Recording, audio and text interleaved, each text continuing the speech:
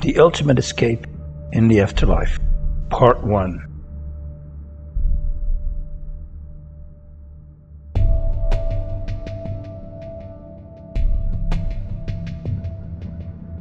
The life exits that shape our path as conscious beings.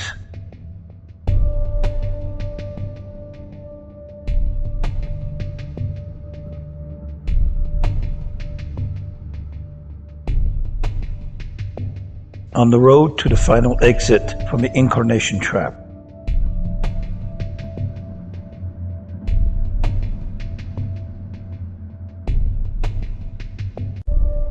Here are the stages in the dying process, as explained by David Bouquet.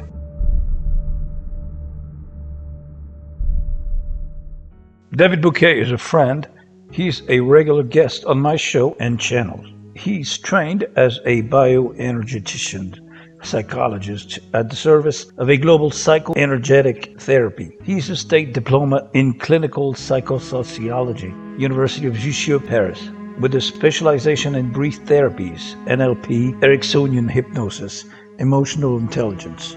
His field experience is extraordinary and gives him an immensely valuable knowledge of human and societal psychology and on the existential level as well. Bonjour mon cher David. Bonjour Marc. Bienvenue à mon film sur l'après-vie.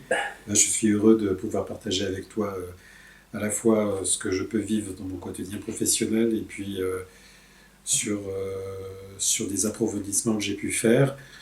Je ne sais pas si ça pourra t'apporter quelque chose au film, mais je pense que c'est plutôt intéressant puisque contrairement aux autres fois où tu sais où je parle plus de la métaphysique, là je parle juste de constats et des processus qui se déroulent en fin de vie.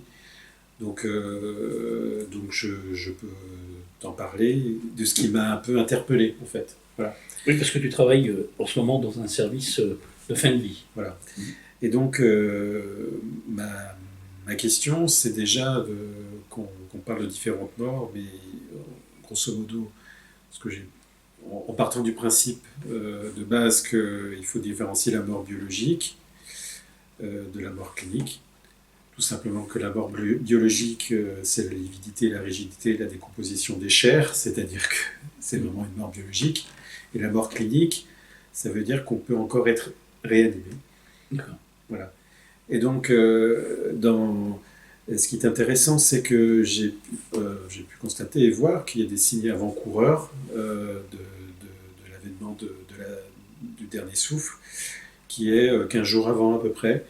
Donc il y a une perte d'appétit, un pouls qui commence à faiblir, un cœur qui commence à faiblir aussi. Et dans la semaine avant qui précède la mort, il y a la peau qui devient blanche, froide. Il y a plein d'éléments qui te font dire que quelque part le pouls devient de plus en plus imperceptible et on arrive à la mort cardiaque et circulatoire. Voilà. Alors, dans mon fort intérieur, si tu veux, quand on se pose la question de l'après-vie, on se dit là, il se passe un truc, forcément. Donc, ce que j'ai pu constater, c'est qu'il se passe quelque chose. Toutes les expériences. Ton film traite sur cette après-vie scénarisée. Et donc, pour moi, l'après-vie scénarisée, elle commence, en tout cas de ce que j'ai pu voir, elle commence à la fin de la mort, ce qu'on appelle de la mort cardiaque et circulatoire. Et ce qui se passe, c'est que tout se fait finalement, pratiquement, il y a plein d'événements comme ça qui arrivent dans les 30 secondes qui suivent la mort. Quand on constate que la mort, là, il y a une mort clinique cardiaque et circulatoire, eh bien, le cerveau continue à fonctionner. Donc le cerveau continue à fonctionner jusqu'à 5 minutes après le décès. Ce qui est intéressant, c'est que il y a une électriquement parlant, en fait. Oui, c'est-à-dire que les neurones continuent, les neurones continuent à produire ce qu'on appelle des neurotransmetteurs, etc. Ce qui est intéressant pour voir comment la scénarisation peut se faire, c'est que le cerveau produit en grand nombre, en tout cas le corps produit en grand nombre des opioïdes, des opiacés en fait, et produit aussi ce qu'on appelle les ondes. Les ondes, il y a une production d'ondes. Ce qui est intéressant, il y a toutes les ondes qui passent, les ondes alpha, qui sont les ondes de la relaxation. Tu as les ondes delta, et les ondes delta sont issues du sommeil profond. Et donc, il y a toute forme d'onde qui provoque ce qu'on appelle une forme d'explosion de la créativité du cerveau, alors que le cerveau, au bout de 30 secondes, en manque d'oxygène, en manque d'oxygénation, commence à mourir. Mais il se passe tout ça dans cette période-là, tu vois. Et alors que ce qui est quand même incroyable, c'est que l'électroencéphalogramme devient plat quand il n'y a plus d'oxygène, et pourtant ça continue après. C'est-à-dire qu'au bout de 30 secondes, normalement l'électroencéphalogramme s'éteint, et pourtant il continue dans le cerveau à avoir ce qu'on appelle, ce que tu dis, un déferlement, une explosion électrique, qui est liée au fait à la dépolarisation des neurones dans le cerveau, qui crée un champ électrique qui avance à peu près de 5 mm par minute. Ce qui est très intéressant, puisqu'on a vu qu'il y a les ondes alpha, delta, etc., qui provoquent ce qu'on appelle une créativité, une explosion de quelque chose, qui peut s'aménager sûrement avec un fonctionnement de la mécanique de la scénarisation, qu'on trouve pratiquement dans tous les pays, dans toutes les cultures, à 80%, qui est la scénarisation qu'on connaît, qui est simplement le fait de la lumière blanche, une notion de bien-être, une notion de proche qui vient vous voir, etc. On commence à connaître tout ça. Donc, divinité, et donc on peut voir tout se passe à ce moment-là dans une amorce qui est liée au fait que pour moi, c'est pas parce que la personne meurt que le mental meurt. Le corps subtil est une forme de mental sans corps, pour moi. Et donc on continue à enfermer la personne dans une perception finalement liée à sa propre structure mentale, et que le mental continue après la mort. Et que lié à la scénarisation et lié à toutes des techniques après vie, justement, qui fait que l'énergie mentale de la personne psychique est redéfinie pour aller continuer à se renouveler ailleurs. C'est pour ça qu'on parle d'enfermement, en fait. C'est que quand même, ce qui est assez extraordinaire, c'est que la personne, une fois que l'électroencéphalogramme est plat, continue, il y a quelque chose qui se passe au niveau du déferlement électrique, au niveau du cerveau. Et donc, c'est pour ça que je me suis posé beaucoup de questions, c'est-à-dire que quand une personne est déclarée morte, elle n'est pas déclarée morte quand elle est cliniquement morte, elle est ni quand le cerveau s'éteint, elle est cliniquement morte 5 minutes après que le cerveau se soit éteint, parce que quelque part, il se passe tout ce processus de système électrique. Ça veut dire que la personne peut être encore consciente sans avoir ses instruments, mais la personne peut être, comme la décorporation, etc., peut être encore consciente alors qu'elle est morte. Voilà. Donc c'est de ça que je voulais... rattaché à cette dimension. Voilà. Et moi, ce qui m'a le plus impressionné dans tout ça, c'est que 5% de la population, on prend la population France-Allemagne, 5% de cette population va être touchée par une expérience de mort imminente, ce qui représente 7 millions de personnes. Où vont ces personnes? C'est la question, où va toute cette énergie colossale des psychés, du corps du mental sans le corps, qui va vers une direction. Elle est forcément dirigée, puisqu'on retrouve dans le monde entier des points communs qui sont quand même importants. Je peux te donner un exemple. Par exemple, c'est que quelqu'un m'avait dit qu'il y avait une étude qui avait été faite sur 2000 personnes qui avaient été sélectionnées en Allemagne de l'Est et en Allemagne de l'Ouest. Donc, c'était la religion là-bas, et dans l'autre, c'était la non-religion. Ils ont fait exactement les mêmes expériences après vie. Et on voit comment la religion finalement rajoute à ces expériences prototypales, qui sont toujours dans le même mécanisme, rajoute ce système de croyances, d'après-vie, etc. Alors que les gens qui n'avaient pas de conditionnement avaient exactement les mêmes choses. C'est ce qui interpelle, Parce que personne ne se pose la question, enfin, on commence beaucoup à se poser la question du pourquoi. Pourquoi fait-on toujours la même chose? Comme si on était dirigé toujours vers le même destin d'après-vie. Voilà. Et moi, ce qui est le plus impressionnant, c'est ce qui fait la séparation entre la mort biologique, qui est vraiment l'état de lividité et de rigidité, les instants qui précèdent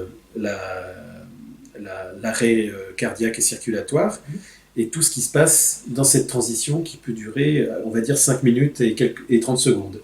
Dans cette minute, tout est possible. Et on sait que la personne, à 80%, 8 personnes sur 10 vont passer par un flashback de leur vie, etc. Enfin, tu vois, l'autocensure, les conditionnements liés à la religion, etc. C'est-à-dire quelqu'un qui est conditionné par Jésus, etc., va avoir Jésus qui va arriver, ou etc. Et pour moi, c'est l'histoire d'un film. Toute la question est de savoir maintenant, comme je te l'ai dit, avec cette production d'opiacés, cette production de... Tout est fait comme si la personne était en sommeil profond. Dopamine. Oui, non, de neurotransmetteurs. Tout est fait comme si la personne était dans un sommeil profond et en pleine créativité et en pleine relaxation. Tu comprends ça? Donc ça veut dire qu'il se passe quelque chose au niveau du cerveau, et comme la personne est encore vivante au niveau de sa conscience, c'est là que se joue, à mon avis, la manipulation pour nous amener à quelque chose qui n'est pas notre destin. Voilà. C'est ce que je voulais te dire, je ne sais pas si ça... Oui, super. Voilà. Est-ce que la DMT rentre en compte la fameuse molécule de l'esprit à ce moment-là? Oui, puisque quand on parle d'opiacés, ça fait partie, puisque le corps est capable de produire. C'est-à-dire que le corps fait tout pour... parce que mourir, c'est perdre de l'énergie. C'est un système, et évidemment, le corps refuse absolument d'arriver en fin de vie. Donc il fait tout, toute une scénarisation avec les opiacés, avec les neurotransmetteurs, etc., pour que la personne soit, comment dire, la plus apaisée possible. Et là où est quelque part la manipulation, c'est de se poser la question de savoir si tout ce qui se passe au niveau après-vie, tout de suite après la mort, n'est déjà pas un dysfonctionnement qu'on nous a injecté pour nous préparer à suivre le chemin. Voilà, c'est la question. Et je me dis alors, si on ne vit pas ça, qu'est-ce qui se passe alors? C'est la grande question. Et tout ce que je vois, c'est que l'effet que ça me fait, c'est une immense de cercle où les gens sont enfermés, puisqu'il y a cette notion d'amnésie qui se passe, d'amnésie en fait, on filtre les mémoires pour que la personne refasse par réaction ce qui lui a manqué dans l'autre vie, ou refaire ce qu'elle a déjà fait en pensant que c'est un défi pour elle, en lui disant qu'il y a une forme d'évolution qu'il faut avoir, ou que c'est un de ses proches qui lui disent de revenir pour répandre l'amour, etc. Mais on se rend compte que quelque part, il y a quelque chose qui cloche là-dedans. Voilà. Tout est trop automatique, Marc. Voilà. Oui, tout est automatique, répétitif et en fait assigné à tout le monde de la même façon, selon les croyances de chacun, selon... effectivement, est-ce que la médecine officielle essaie d'expliquer les NDE, donc les EMI, expériences de mort imminente, en disant oui, c'est justement le cerveau qui travaille, qui se fait des flashs avant de revenir, et même, alors ils expliquent même ça pour la décorporation, où les gens voient la chirurgie d'en haut, décrivent les gestes, peuvent même décrire en dehors de la salle de chirurgie. Ça se fait quand il y a... Enfin, ça se fait, c'est ce qu'on explique, et c'est presque naturel de penser que si le cerveau commence à être en manque d'oxygène, qu'il se passe quelque chose si la personne est consciente. Ce n'est pas que ça, ça fait partie du système. Ça fait partie du système de la préparation, j'appelle ça. Et je trouve ça intéressant que, quelque part, on puisse voir que quand la personne est déclarée morte au niveau circulatoire cardiaque, quelque chose continue à se passer. Et je t'assure que ça paraît presque certain qu'au bout de 5 minutes, une fois que l'électroencéphalogramme est plat, c'est vraiment ce qu'on appelle un tsunami électrique qui se passe dans le cerveau. Qu'est-ce qui se passe à ce moment-là? Voilà. Qu'est-ce qui se passe à ce moment-là? Et là où quelque part je me découpe de ce que peuvent dire les scientifiques, c'est que quelque part, pourquoi il se passe ça, même si on a beau l'expliquer par des multiples raisons, mais pourquoi il se passe ça et pourquoi les gens font une décorporation. D'ailleurs, petite chose, la décorporation n'existe pas seulement à la mort. Les pilotes d'avion, les pilotes de jet ont ça. Tout ce qui est prise d'opiacés, on peut se décorporer. Tout ce qui est émotion forte, on peut se décorporer. Et même l'orgasme, il y a des décorporations qui se font. Donc c'est pas quelque chose qui est forcément unique à la fin de vie. Voilà. Je pense que quelque part, il se passe une mise en contrôle de quelque chose qui nous empêche de rompre le contrat. C'est ce que je pense. C'est quelque chose qui m'amise, qui nous empêche de rompre le contrat, parce qu'à un moment donné, je pense qu'on a une liberté à un moment donné. Mais que tout ce système fait que ça nous reprend, ça nous lie de nouveau avec un lien qui était un contrat. Et je pense qu'à un moment donné, si on réfléchit à ça, c'est que quelque part, tout ce système est fait pour nous empêcher finalement de retrouver notre illimité. Voilà. Je trouve ça très limité, ce principe. Oui, du coup, le fameux fil d'argent dont on parle depuis longtemps, c'est peut-être ça, le lien éthérique. Oui, pour moi, c'est plutôt la laisse du chien. La laisse, c'est ça. C'est plutôt la laisse du chien qui nous enferme. Et forcément, on a besoin de notre mémoire psychique pour pouvoir bien diriger la personne. Et donc, c'est pour ça que c'est intéressant d'utiliser le corps subtil, serait un mental sans le corps. Parce qu'on peut imaginer, du coup, c'est que... il faut savoir aussi que par rapport à la mort, il y a deux conceptions. C'est important de le savoir, c'est qu'il y a l'aspect naturaliste et rationaliste qui dit que le cerveau, il n'y a que ça, quand le cerveau meurt, la personne meurt, enfin la conscience, et ce qu'on appelle l'âme, qu'il faudra avec la triade, mais l'âme, c'est le corps subtil, en fait. C'est la capacité de travailler sur son corps subtil, donc la psyché, pour rejoindre un état de transcendance qui nous fait quitter la matière là où le faux esprit est ancré. Voilà. Et c'est de ça que je parle, moi. Bien sûr, quelqu'un qui est à fond dans le naturalisme va te dire qu'une fois que la personne meurt, et puis on peut l'expliquer scientifiquement, et puis que c'est un manque d'oxygène et tout ça, mais il n'y a pas que ça. Mais le corps continue à vivre. Le corps, la dépouille, comme on appelle, la coquille vide, donc vide de toute substance psychique et spirituelle au bout d'un certain temps, continue à vivre, les ongles poussent, les cheveux poussent. Oui, exactement. En 2 semaines, je crois, 10 jours. Oui, c'est ça. Mais ça ne veut pas forcément dire que la conscience est là. Ça veut dire que c'est un organisme vivant qui fait que ça continue. Après, bon, on peut s'ouvrir à d'autres sujets, mais ce que je veux dire, c'est de ça que je voulais te parler. C'est très intéressant parce que c'est là-dessus que quelque chose est à réfléchir. C'est qu'est-ce qui fait? Est-ce que l'état du cerveau qui a une poussée électrique 5 minutes, enfin quelques minutes après que l'électroencéphalogramme est plat, ça veut dire qu'il n'y a plus d'oxygénation, plus rien, tout est éteint. Qu'est-ce qui se passe pendant ces minutes? Je pense que cette impulsion électrique peut être engrammée de telle façon qu'elle nous lance vers un truc. Voilà. Et donc, ce qu'on pourrait croire qu'est quelque chose de naturel chez l'être humain peut être en fait une sorte de manipulation diabolique qui nous empêche finalement de lâcher la laisse. C'est ça, oui, c'est tout à fait ça. Mais merci pour cet éclairage en tout cas, David. Et j'espère que les web spectateurs apprécieront donc ce film et ta participation tout au long du film. Oui, et j'ai envie de rajouter qu'il faut, au lieu de parler toujours de mort, d'expérience de mort imminente, il faut la grande vie imminente. C'est-à-dire qu'il faut plutôt travailler sur sa grande vie plutôt que comment dire, d'être conditionné par une forme d'anxiété par rapport à la mort, par rapport à tout le système. Et que la grande vie imminente, c'est de savoir que la grande vie, elle est au-delà de la naissance et de la mort, et que la vraie naissance, elle est ailleurs. Voilà. Et la mort est ailleurs, le nouveau mort est ailleurs. Et c'est très intéressant parce que ça nous pousse à nous poser la question de savoir que l'enjeu de l'après-vie, c'est l'enjeu de toute notre vie. C'est l'enjeu même de l'expérience de l'humain, c'est l'enjeu même de l'expérience de la jouissance à la vie qui fait on s'ouvre à d'autres dimensions. C'est vrai, et il ne faut pas suivre l'adage tout ce qui est en haut est comme tout ce qui est en bas, puisque justement, si on interprète ça de façon pragmatique, en haut, c'est aussi un abattoir, une ferme de recyclage. Exactement. L'astral. Il faut Exactement. contourner l'astral et tracer son chemin. Comment peut-on croire que une personne qui vit,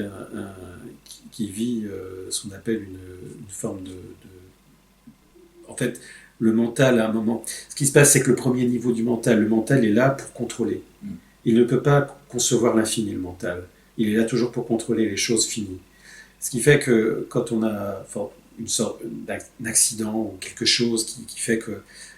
Là, une dislocation du mental qu'on retrouve dans les arts martiaux, c'est-à-dire quand on coupe le mental, il se passe autre chose qui est l'acte juste. Voilà. Et ce qui fait que là, c'est pareil. C'est pour ça que les personnes reviennent toujours vivifiées. Il suffit qu'on leur engramme qu'elles sont extraordinaires. Et puis, voilà. Donc, c'est tout ce sujet-là. Et je crois que c'est quand même très important, cette histoire de manipulation de l'après-vie. Comment peut-on croire qu'on est dans la spiritualité parce qu'on n'est plus dans la matière? C'est faux.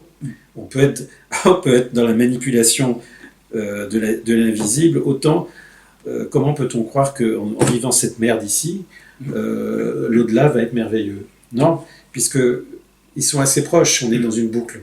Donc forcément, ce qui se passe au niveau de la mort, pour moi, est une forme d'engrammage, je ne sais pas si on le dit, de conditionnement à la préparation de suivre une voie sur laquelle on a signé, et même saigné d'ailleurs.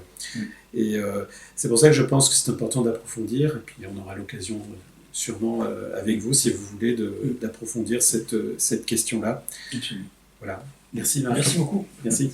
Qu'il est très important d'avoir cette notion d'illimité, d'infini, d'éternité dans cette vie qui veut nous réduire à l'état d'esclave. Donc coincé dans le temps, dans l'espace, etc., etc. On part de cette base que la conscience peut être leurrée si elle ne sait pas ce qui l'attend après. Pour atteindre et dépasser les limites de la compréhension de la vie, il nous faut un autre aspect de l'intelligence qui est au-delà du cerveau, qui nous aimante et nous nourrisse. La libération n'est pas le retour dans la chair, puisqu'on parle de ça. Le retour dans la chair, ça veut dire de retrouver un corps qui est une sorte de véhicule, de combinaison d'astronautes. C'est retourner dans la chair pour continuer à faire une expérience dont on sait qu'il existe, il y a eu des millions d'âmes sur cette planète, des milliards, des trillions d'âmes qui finalement à chaque fois se disent « je suis là pour progresser dans ma vie ». Et on voit bien qu'il y a quelque chose de l'ordre de l'arnaque là-dessus. The key to make the right decisions on our liberation during physical death at the moment of departure from our carnal vehicle.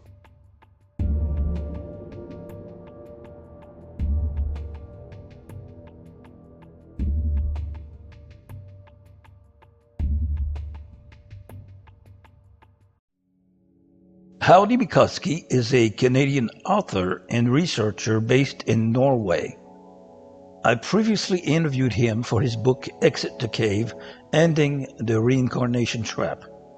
He has explored what happens after we die, how and why this universe was created, the limitations of our soul harvesting farm and Loesch construct, how to connect to our consciousness and find our way to oneness, the memory wipe between lives, the real and false void, resets and AI upgrades, the soul trap of matrix reincarnation, the purpose of projecting our life review, NDEs and a death roadmap, our soul contracts, our limited free will, catheterism, agnosticism, NPC programming, the layers of deception in our simulation game, life scripts, and destiny, how to end this soul harvesting and recycling process, and get out of this vortex loop, and much more.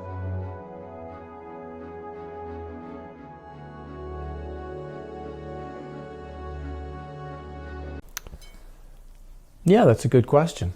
And when you talk about exiting the cave or exiting the matrix, you have to first see that, I don't know for sure. I don't know what's going to happen after we die for sure. I don't know who created this realm exactly for sure, but I have a pretty good thesis, I think, after 25 years of research. And that's a big part of this process. Everybody is bringing pieces of the puzzle, trying to understand a giant whole, a giant jigsaw puzzle.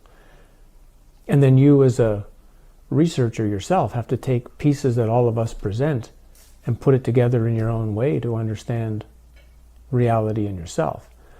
But when you start asking about exiting the cave, or you might say, is there a trap in this realm? Well, you have to figure out what is reality and what is actually trapped. Some like to use the word soul, but what is a soul? What is a spirit? What is the essence? Where is it trapped? Why is it trapped? What is the nature of the trap? Plato's cave is a parable that actually ignores more key questions than it answers. And only until you've taken through a lot of this material, movies like Dark City, TV shows like Westworld, you watch The Truman Show, and only then can you begin to devise a way of exit, is by understanding first what the nature of the trap might be. The Gnostics and the Cathars claim that there is a true or original realm that we came from, which is our home. And our essence was tricked by various ways in each of the traditions as to how it was tricked, depending on the story, and enters a realm of temptation and experience that is a false, copied, simulated world created by what the Gnostics call a demiurge, what the Cathars call Rex Mundi. Others have different names for this creator being. But the realm of the demiurge is all the levels of the material, the astral, whatever you can think of. It's the matrix, and the matrix in Plato's cave is vast. And it's all a simulated deception, all a copy of something much more real. There's even a layer of the simulation that is designed to make you think you're home. It's often referred to as heaven. And it's another of the great tricks that you're going to have to go through with all this, that the demiurge and the demiurge's minions, you might call them, known as archons to the Gnostics, or various terms from alien beings, demonic beings, parasitic entities, are working together on multiple layers to constantly trick and deceive. That's what they do. And when I'm talking about deception, I don't mean what the media says or what governments are doing. Those are the lowest and densest level of all the lies. I mean, yes, you have to see through those, but that's only an elementary level. You have to see your way past that, to see the lies and deceptions inherent in every belief you have, every foundational idea about yourself and reality. And you have to take it further to see how the deceptions begin in the pre-birth realm, in the after-death realm. It's a giant system to trick each of us over and over and over again. And one of those tricks can be called the reincarnation cycle itself. That's a trick. I made a YouTube video way back in 2022, I guess, early 2022, regarding the question, is this reality a school or a prison? And it didn't take long to realize it's not a school, or you would remember your previous incarnations and your lessons learned.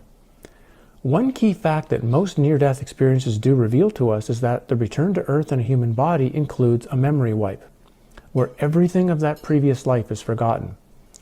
This alone clearly indicates that this is not a place of learning and growth. I mean, if I touch stinging nettle without gloves, my hand gets stung and it hurts. I remember that, and then from then on, if I want to pick stinging nettle, I put, gloves on. That's learning. Remembering is a key step in the process.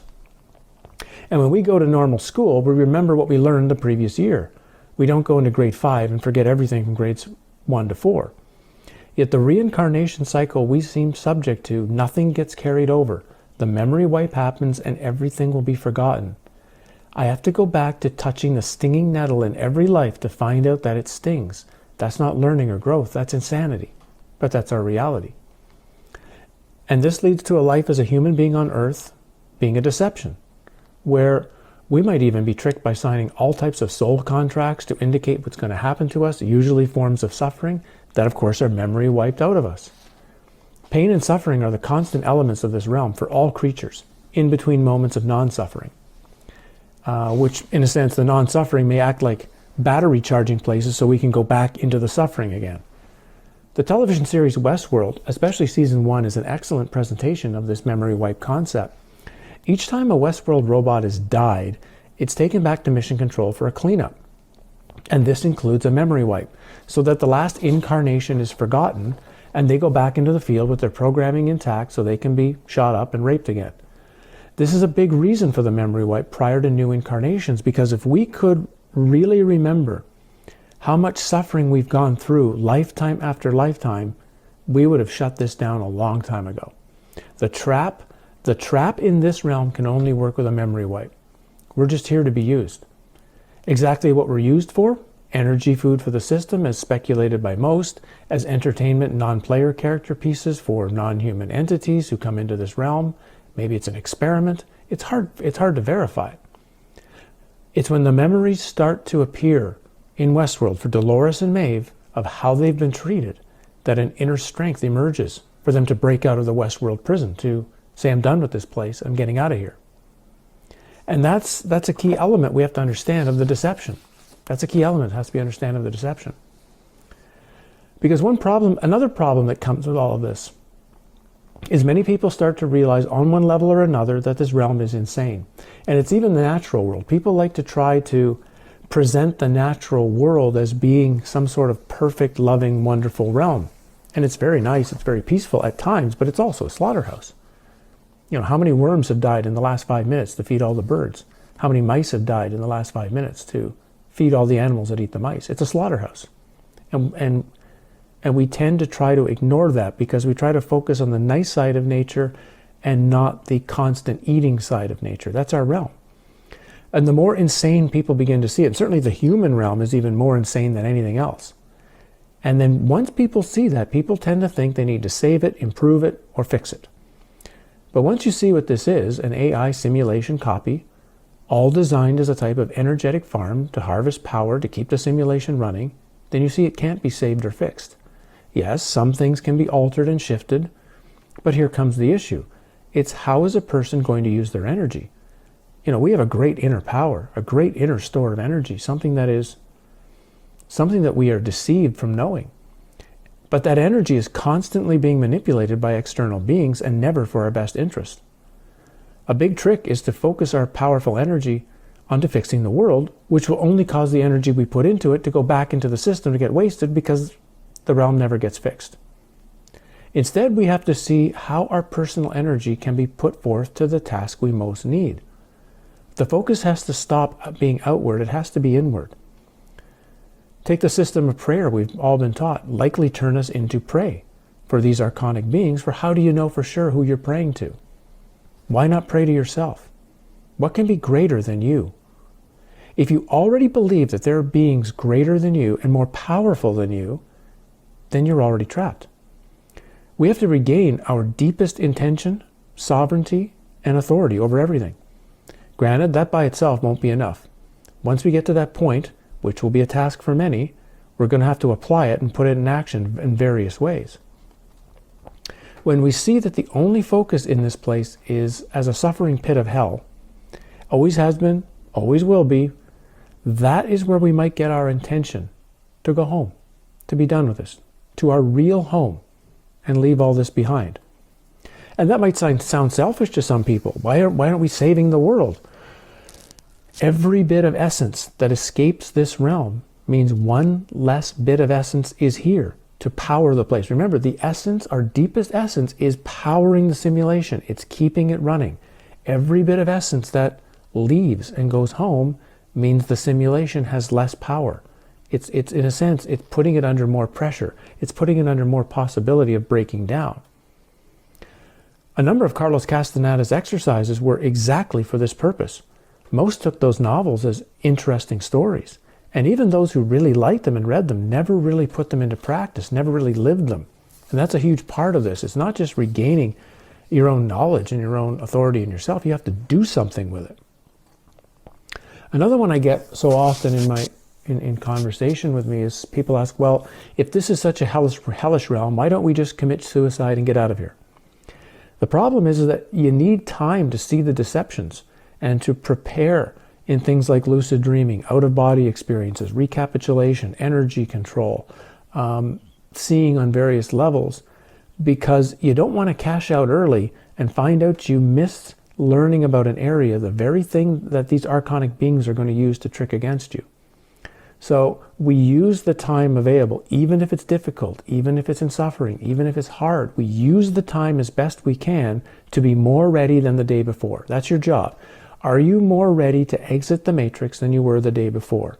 That way, when the day comes, we can walk with authority and power and follow the ideas of something like the Apocryphon of James in the Nag Hammadi fragments. Very similar stuff you'll find in the Book of the Dead, which talks of a question and answer session that will happen between these archonic beings and the recently deceased.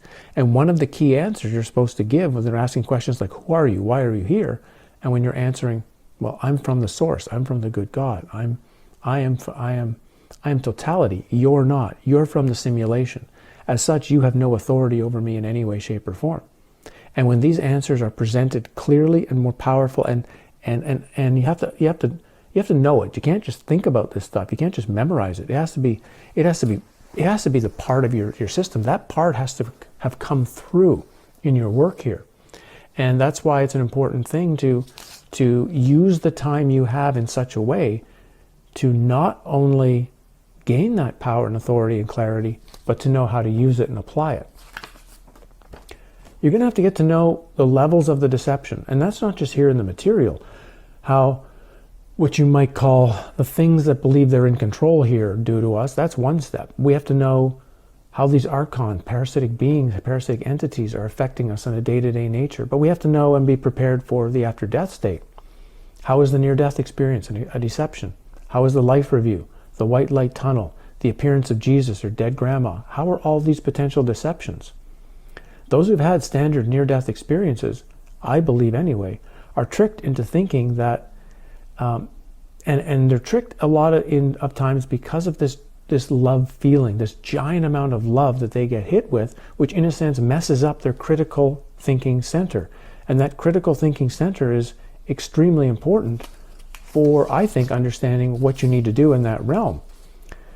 It's almost like a drug that's being placed on you to confuse you, throw you into a new contract, throw you into something else, throw you into a new agreement. Because the Coda episode of Star Trek Voyager is very, very powerful for this. Highly recommend seeing it. And a big part of this process is they need our agreement for everything. We can't be forced. We can only be tricked. And this says right away that these beings cannot be truly powerful, because if they were, they wouldn't need to trick or deceive us. Therefore, we have the power, and they have to trick us into using our own power to make false contracts and false agreements that are really not in our best interest, to keep us stuck in the realm, stuck in the suffering. A life review, for example, is not there, in my opinion, to help you, to show you your life, to show you how you can improve. It's there to produce as many pieces of guilt, shame, and regret as possible in your face, to use to try to show you that you are bad, you have terrible karma that needs to be burned off, you're a sinner. You need to be fixed. You need to go back and learn. That's a big thing. You need to go back and learn. And that's where something like the recapitulation is so valuable, because you need to know your life in detail so that there's nothing that can be thrown at you in the life review state that will surprise you, that will trick you. You need to try to live as good a life as possible at the same time. It's another answer. Well, there's no point. There's no use in going out and behaving in a really bad way here, because you're going to hit that life review, and everything you're carrying is going to be potentially used against you. So live a good life. Live as good a life as possible, because then you've got less you've got to deal with in the life review. That makes complete sense. You're living a good life partially to be of service, partially to be of value, partially to be helpful in the experience that all of us are having. Remember, everybody here that's not a non-player character, everybody here that has a soul essence is all trapped together. So we should, as much as we can, be of value to each other, be as useful to each other, but it's also preparing yourself for the life review so that the life review will not be able to trick you with something that you don't know about your life. The more negative elements you've got to it, the more difficult it's going to be to navigate that life review. So don't fall for any of it. See past the layers of the deception. See things as they are. Demand honesty, truth, clarity of yourself and all you come across. As it's going to be for me,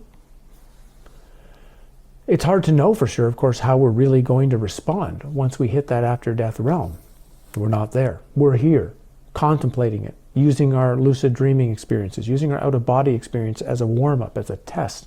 But when we're there, that's it. We're on the run-through. And I now come to the sense the most important thing to do is not follow anything these beings are trying to tell you. And it doesn't matter what the being is, you can probably assume that it's some archonic parasitic entity scanning your mind to see what is the best tool it can use, what's the best appearance it can have to trick you in whatever way it wants to trick you. Don't fall for any of it. Don't believe what you're seeing. Demand clarity and truth. The more you demand that, the more you're going to have to start seeing the truth of what's out there. Then it's to not be frightened by that. It's to be prepared for what you might see so that you won't get overloaded by fear. You won't get overloaded by the love. You won't get overloaded by the need to go into the white light. You're going to hopefully have the intention that you want to go home and not be in this continued cycle of suffering.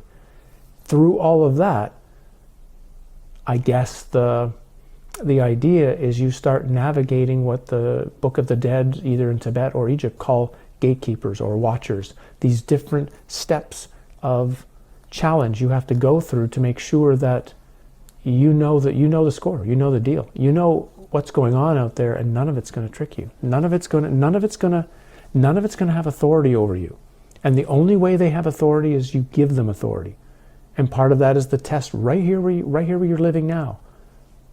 Don't give up your authority now to something outside of yourself.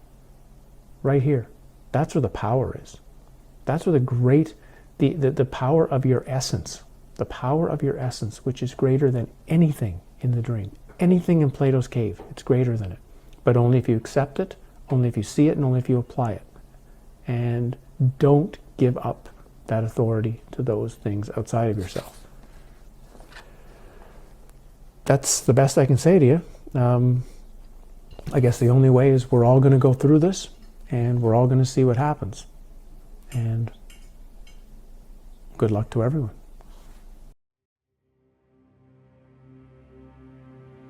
Howdy Mikovsky has just released a sequel, a second book, to Exit the Cave. Empty the Cave is the name of his new book. So you want to exit Plato's cave, the Matrix? It's a very grand quest to take on. However, it might not be what you think it is. Such a quest cannot be defined in words, so nothing in this book can possibly describe it. That is because exiting the Matrix has nothing to do with you, as it is an exit of yourself as much as the cave.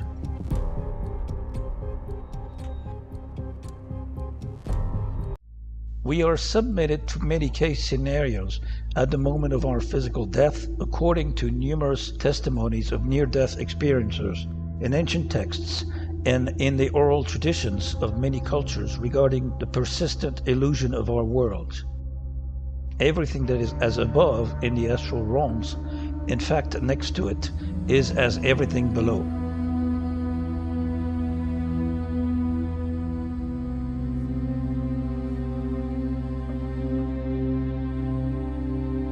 Here's a scene from the movie Contact with Jodie Foster.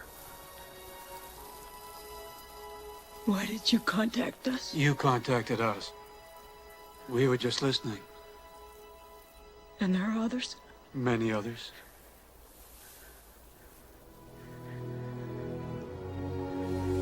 They all travel here through that transit system that you built. We didn't build it. We don't know who did. No, they were gone long before we ever got here. Maybe someday they'll come back. All the other civilizations that you find, they come here. Not all. Is this some test? No, no tests. You have your mother's hands. Paul Ponceau, truth seeker and author. Hi, Paul. Paul Ponceau is with me today.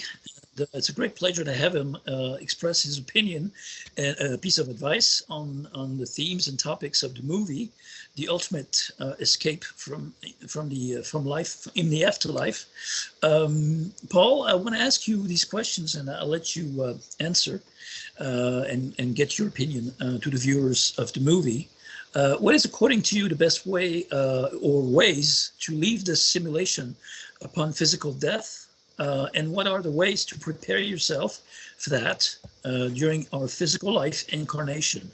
What realm or essence should we gear towards joining or reuniting after we achieve to exit this AI-based cave? Well, I think the most important thing is, first of all, to enjoy life, because we're not made to die, we are made to live. So it's to enjoy life in the now, and that's the most important. And how do you enjoy it? You create your own happiness and you transmit that happiness to other people, because a lot of people, especially in the New Age movement, think that the afterlife, it's all lovey-dovey with baby Jesus in the clouds with angels and all that, or it's all love and light. Well, it isn't. The afterlife, it's a fact. It's been demonstrated by scientists and doctors who've had people that were basically clinically dead, and that have given them accounts of the afterlife when they were clinically dead, when their brain could not produce those accounts. Also, it's been physically verified by doctors who've basically done experiments with tennis balls, and people that were in an ND actually found those tennis balls when they couldn't have done it. And even somebody saw a tennis ball in a pipe on the roof of the hospital, and that person was in a coma suffering a heart attack. So life after death, it's 100% guarantee. There's just too many accounts of NDs, too many serious doctors and scientists who've studied it. So that's guaranteed. But life after death is not what it seems. In other words, after death, the manipulation by what I call the soulless beings, what others call the archons, demons, whatever you call them, the manipulation continues, and the manipulation is done through our belief systems. When somebody dies, the beings, the archons, the soulless beings, will take the appearance of basically any being according to the dead person, dead, quote, the dead person, the so-called dead person, because they're not dead at all really, according to their belief systems. For example, a Christian will see the being of light that will appear as Jesus Christ, as the Virgin Mary, as an angel. A Muslim will see them appear according to Muslim beliefs, a Hindu according to Hindu beliefs, a Buddhist according to Buddhist beliefs, etc., etc. So basically those so-called beings of light are deceptive. In other words, they can change their appearance in function of the belief of the person, and those beings are the same as the beings that are behind alien abductions and basically the alien control or the interdimensional control of this reality. During alien abductions, the beings can change their appearance to suit the abductee's belief system, and that's especially true in contacts. For example, a lot of people that describe seeing so-called Nordic aliens see in reality reptilian type beings or grey type beings that basically change their appearance and to appear as Nordic type beings. And a lot of contactees that encounter those so-called Nordic type beings have a physical genuine encounter, but their perception is manipulated by the beings that they encounter, and the beings they encounter would be considered archons, jinn, or reptilians, and they manipulate their appearance to lull, to entice the contactee. So this deceptiveness is seen in near-death experiences. Also, a lot of people during alien abductions will see dead relatives. Why? Because the beings behind near-death experiences are the same beings that are behind alien abductions, alien contact, that basically are behind the control system, that is behind politics, that is behind religion, that is behind secret societies, that is behind scams like 9/11, the COVID, etc. It's all the same beings. So they control the afterlife, at least part of the afterlife, and they also control the incarnation, reincarnation cycles. And a lot of people that have near-death experiences will encounter dead relatives, and that's logical, or dead friends, and that's logical because usually in a lot of cases you're friendly with people that have the same interests, the same belief systems. Not in every case, of course, but in a lot of cases it's human nature. Also in a family, a lot of people will have the same belief systems. For example, in a family, most people have the same religion or the same belief systems, or they can all be very rational, etc. So basically, in the afterlife, as the afterlife, as this artificial, basically afterlife, it's controlled by the soulless beings, and it's created through our beliefs. And as it's less dense than this reality, the beliefs crystallize much quicker. In this reality, it takes time for a belief to materialize. But in the afterlife, it's almost immediate because it's less dense. So obviously, you'll meet relatives, friends that have the same beliefs as you. And in some cases, the soulless beings, what people call archons, even the lords of karma, so-called lords of karma, because in reality, they're synthetic beings that have that give people an illusion of power because we give away our power to them. But in reality, they can't create without us. They use us as an energy source and to create the reality they want. So basically, those beings in the afterlife, they can also deceive people and present themselves as dead relatives. B.W. Melvin, in the 80s or 90s, he had a near-death experience because he caught cholera and was in a coma for quite a few days, I think for about a week.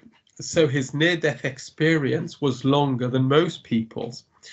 And he saw that people that were coming into the afterlife, the synthetic afterlife, which is the continuation of this reality, they were being deceived in a lot of cases by demons, soulless beings, lords of karma, archons, whatever you call them, that were basically taking the appearance of dead relatives.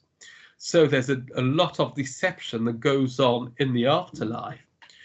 And the deception doesn't come from people who've had NDs. Their accounts are absolutely genuine. They've definitely been in another dimension, but they've been deceived by non-human beings. And also in the New Age community, as I said earlier, everything in the afterlife is supposed to be fluffy bunny, hunky-dory, everything lovely. Well, according to Maurice Rawlings, a doctor who studied NDEs for a long time, a cardiologist who used to reanimate people, about 1/3 of NDEs are negative.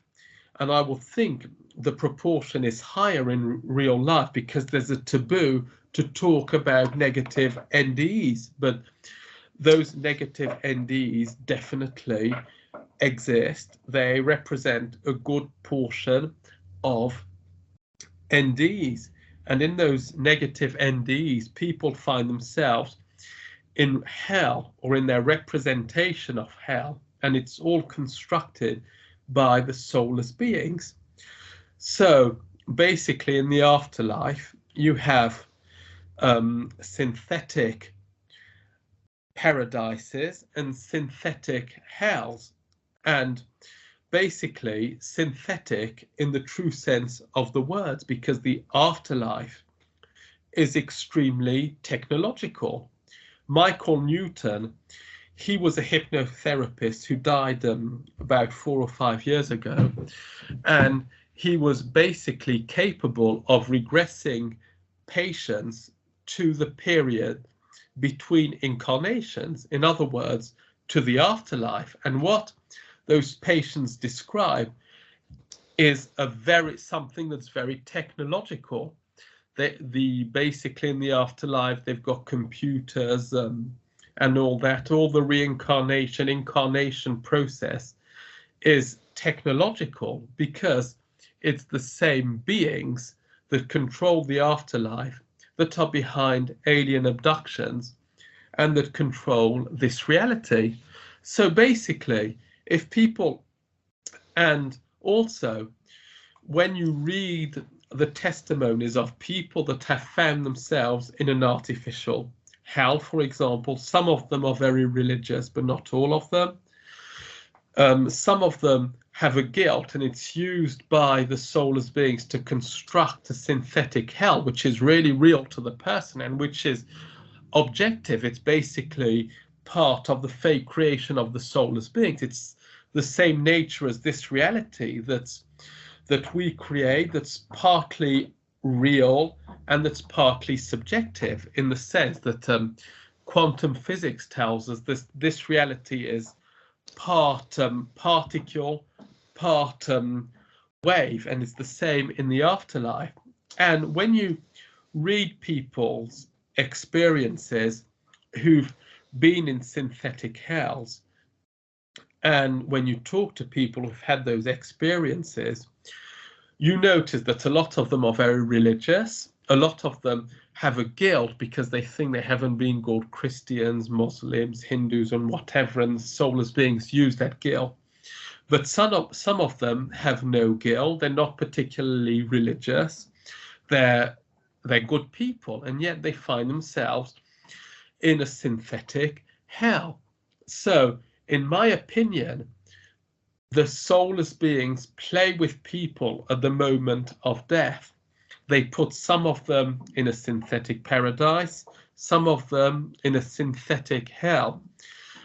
And in UFO context, the beings that contact people play with them.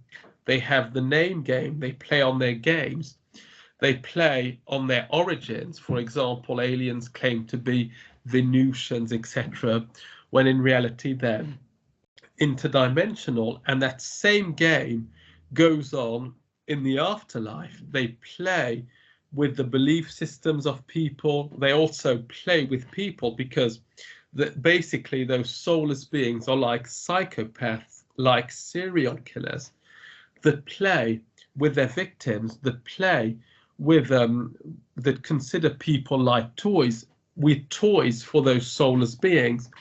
As John Keel said, this reality is a Disneyland for the gods, and they are not good gods. They are negative gods. They are predators, physical and psychic predators.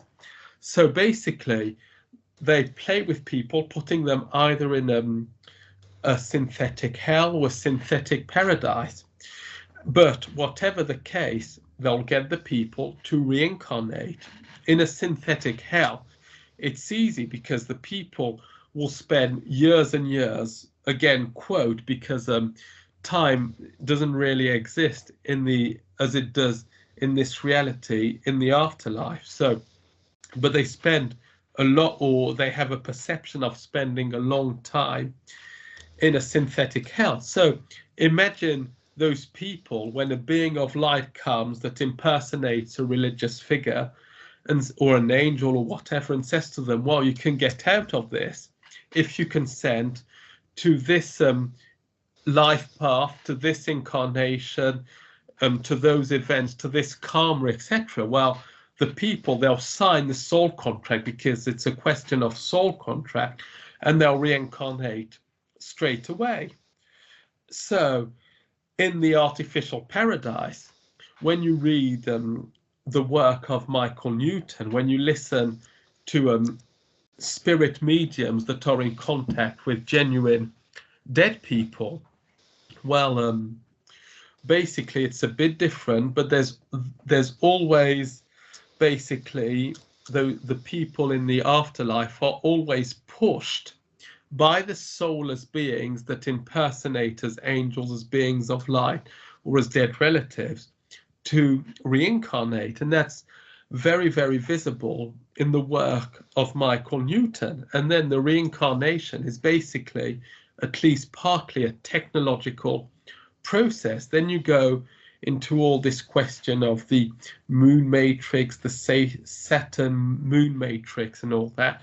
And there is a technology to get people definitely to reincarnate because it's all technological, and the beings will manipulate people through the notion of karma to consent to a certain life path through soul contracts.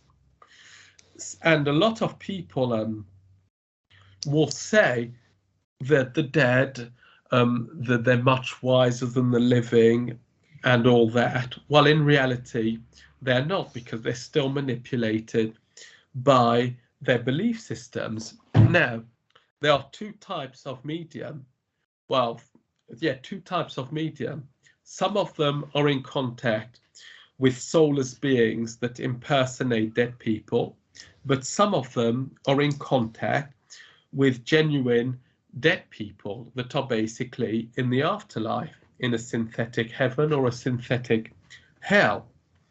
And those mediums that are in contact with genuine dead people are very impressive. I consulted one once in 2010, and what that medium said was really impressive. I mean, it had to be a dead relative. But then again, the dead people give informations that can help people that are grieving. It's really helpful in the grieving process. It's something that's really helpful. They give details that can be very, very, very significant to the person who consults the medium. That's clear. That's absolutely clear, because, well, they're dead people. They knew the person when they were alive, so they know about the person and all that. But none of the dead people, as Andrew Johnson said in one of the interviews I did with him, he said, well, they never give spiritual information. First of all, how to get out of this incarnation, reincarnation cycle, and how to make this reality a better place. They never give that type of information. No dead people has ever spoken about 9/11 and the COVID scam yet. It's been scientifically proven that they're scams. For example, Judy Wood scientifically proved that 9/11 was done by directed energy weapons. Well, no dead person speaks about it, and that's because dead people are manipulated by their beliefs in the afterlife, and the afterlife is manipulated by the soulless beings. So basically, as the English proverb says, death is no cure to ignorance. And I'm not talking about people that think they're in contact with dead people, but that are in reality in contact with soulless beings. I'm not even talking about that, and that case is very frequent. I'm talking about people in contact with genuine dead people. The dead people, or the deceased, so-called deceased, because they're not deceased in reality, they don't give any spiritual information to get out of this false fake reality, to make this fake reality better, or about basically, or about events such as 9/11 and all that. And that's because they're manipulated by their beliefs. And that's something that's very important to understand. Now, people will give dead people, especially in the New Age, a lot of powers, etc. And that's true in a sense, because, for example, the dead relative I spoke to through that medium in 2010 gave predictions about my personal life that happened basically to the month. So people will think they're omnipotent because dead people do give predictions that happen, but that's because time is a manipulation of the soulless beings, and time passes differently in the afterlife than in this life. So dead people can, to a certain extent, tell the future. That's because of the nature of this reality. So coming back to your question, Mark, the most important thing is, first of all, to vibrate beyond the soulless beings, and that's to live your life. I mean, it's not to think about death, which is the continuation of the manipulation. It's to live our life, to create our happiness in this life, in the here and now, and to transmit that to other people. And that's by basically working on oneself to create, well, our own happiness. That's very, very important. Why? Because if we're happy, we vibrate beyond the soulless beings, and we're less manipulated by the soulless beings. And if you really do that, if you really work on oneself enough, you vibrate so high that, in my opinion, you can be beyond life and death. You can basically live eternally in this physical body if you vibrate beyond, because in the real creation, we look at the Genesis account of the Garden of Eden, we're not meant to die. So death is linked to the soulless beings, but that's of course very, very difficult because we're programmed by egregores and all that, and there's a lot of manipulation by soulless beings. But already, if you vibrate beyond the soulless beings, if you live your life, if you enjoy your life, if you're in a state of love towards yourself, because you have to like yourself to be able to like other people, and in a state of love towards other people, well, the soulless beings have less impact on you, and in the afterlife you have more of a chance of being beyond the incarnation reincarnation cycle. And also it's to deprogram most beliefs, because a lot of beliefs are based on real facts. For example, Christ's message is absolutely genuine. Even religious people such as Christ and the Virgin Mary, they really existed, but their message has been distorted by the soulless beings to create a belief system, and it's the same with all other religions. So it's basically to detach from belief systems and to just keep the main message, which is a message of love. Love each other, that's the main message. And for that, it's to have a lot of discernment. And it's also very important to understand, well, basically, the deception of the soulless beings, that they deceive us in the afterlife, basically to not to consent to be deceived. And it's also to understand the notion of soul contracts that are passed between two incarnations, so that every day we can say no to soul contracts. It's nothing complicated, just I do not consent to having my life plan manipulated by soulless beings. That's very important, to live our life fully in the here and now. It's just to say, I do not consent. I create my own life. I do not consent to be manipulated by soulless beings, by the laws of karma, etc. So that's something that's extremely important to do. Nothing complicated, as I said, it's all very simple. And I think to be less deceived by the soulless beings, one very important thing is information, to basically have information on the manipulation of the soulless beings, of the presence of soulless beings, and to know that life after death is not all love and light, to be able to not be deceived by the soulless beings. But basically, the key is to vibrate beyond the soulless beings in the here and now, and to enjoy our life, to vibrate beyond the soulless beings, so their impact on us is much less important.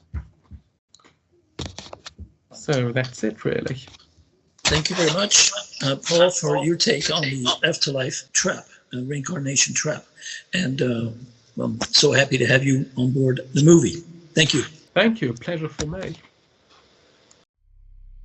The stratagems and traps to make us feel guilty and convince us to come back, either in this life or for the next recycling session of our sparks of consciousness, are, like our entire dimension, based on lies and permanent inversion. Our life flashing back, the tunnel of light, various deceased people presenting themselves to us, religious archetypes, real and false holographic lights, false gods, aliens, demons, angels, archangels. The anti-bestiary of the astralized soul catcher is listed in testimonies in ancient writings. How to permanently exit the astral realm and this dimension, overcome and circumvent this recycling control grid technology via intention, and reconnect to our true spirit essence outside the matrix, the 0 point zone, in order to decide on what creation we can join next or create ourselves.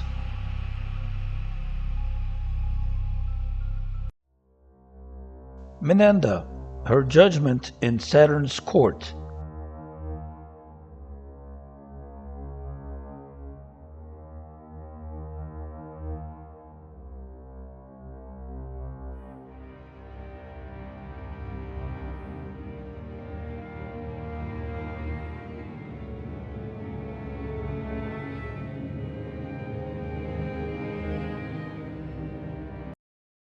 Bonjour Marc, comme promis, je vais te raconter mon expérience au tribunal de Saturne.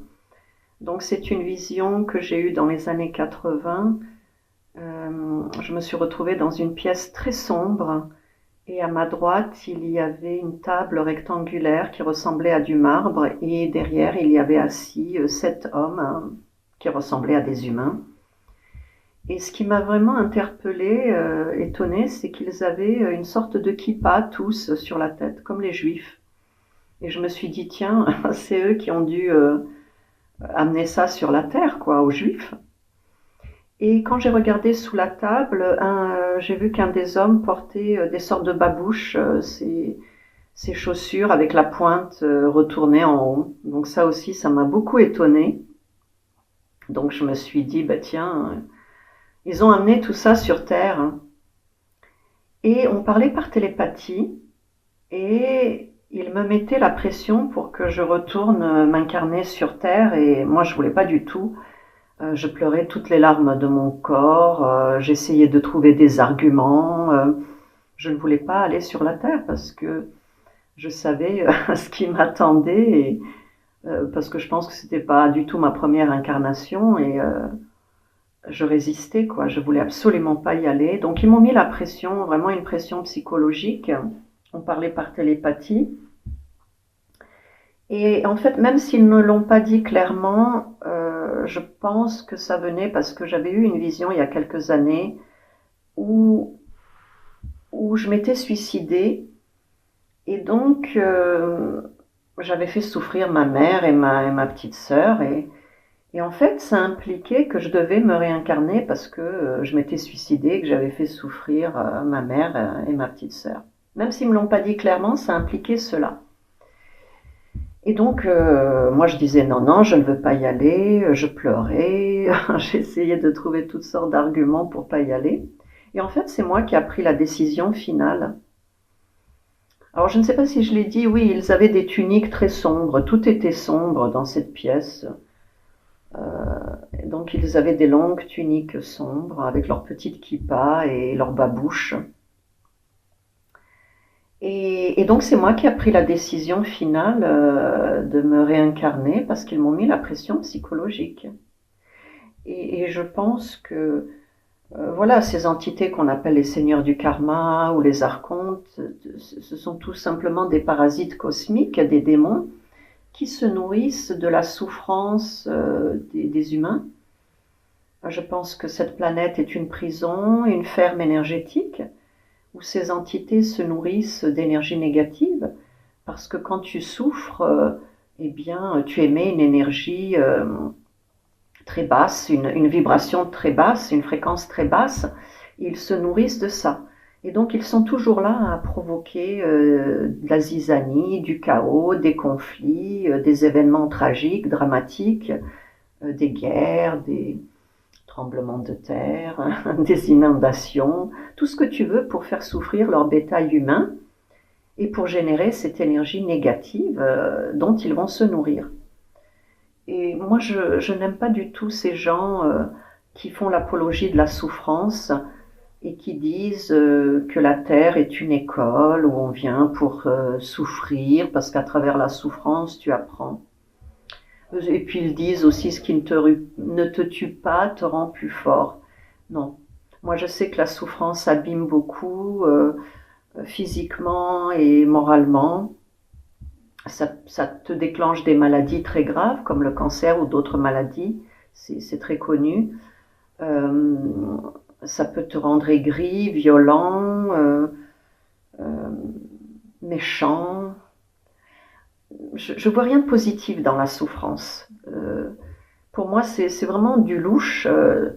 C'est cette énergie que ces démons récoltent en faisant souffrir l'humanité. Et le pire, c'est qu'ils font croire aux humains que c'est normal, que la souffrance fait partie de la vie humaine et que ça peut pas toujours être beau. Et puis si c'était tout le temps beau et bien ça serait triste. Qu'est-ce qu'on s'ennuierait s'il n'y avait pas les guerres, la violence, les meurtres. Donc ils font croire à l'humanité que c'est quelque chose qui fait partie de la vie, que c'est quelque chose de très normal de souffrir. Et je pense justement que ces entités, elles nous effacent la mémoire avant de nous obliger à nous réincarner. En fait, je pense que Saturne, c'est le sas de la réincarnation. Alors, je ne sais pas si ce n'est que les gens qui se sont suicidés qui vont au tribunal de Saturne, ce qui, moi, a été mon cas, apparemment, d'après ce qu'ils m'ont expliqué, ou si c'est toutes les âmes qui passent par le tribunal de Saturne avant leur réincarnation. Et comme disait Bouddha, Bouddha avait dit déjà qu'il faut surtout plus se réincarner, sortir de la roue de la réincarnation, parce que c'est un monde, la 3D est un monde de dualité, et riche ou pauvre, tu souffriras tôt ou tard. Et Bouddha avait dit que c'était la culpabilité et le désir qui font qu'une âme se réincarne. Et je pense que c'est par là qu'on piège les âmes, que les seigneurs du karma, ce qu'on appelle les seigneurs du karma ou les archontes, ils piègent les âmes avec le désir, comme disait Bouddha. Enfin, il ne parlait pas des archontes ni des seigneurs du karma, mais il disait que ce qui poussait une âme à se réincarner, c'était donc le désir et la culpabilité.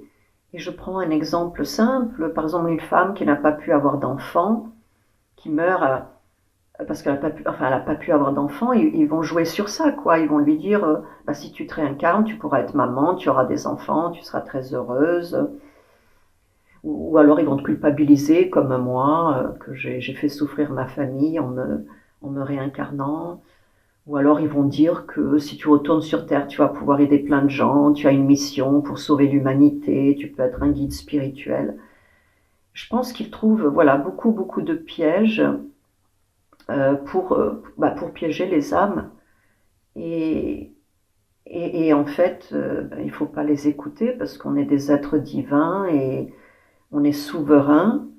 Après, bon, les âmes qui sont assez courageuses pour se réincarner dans un monde démoniaque où ils savent que la dualité règne en maître, la prédation, la dualité, la prédation, bon, bah, ça les regarde, hein. Tant mieux pour elles, hein, tant mieux pour ces âmes, hein, si elles ont envie de se réincarner en 3D et souffrir, parce que tôt ou tard elles souffriront, hein, tôt ou tard.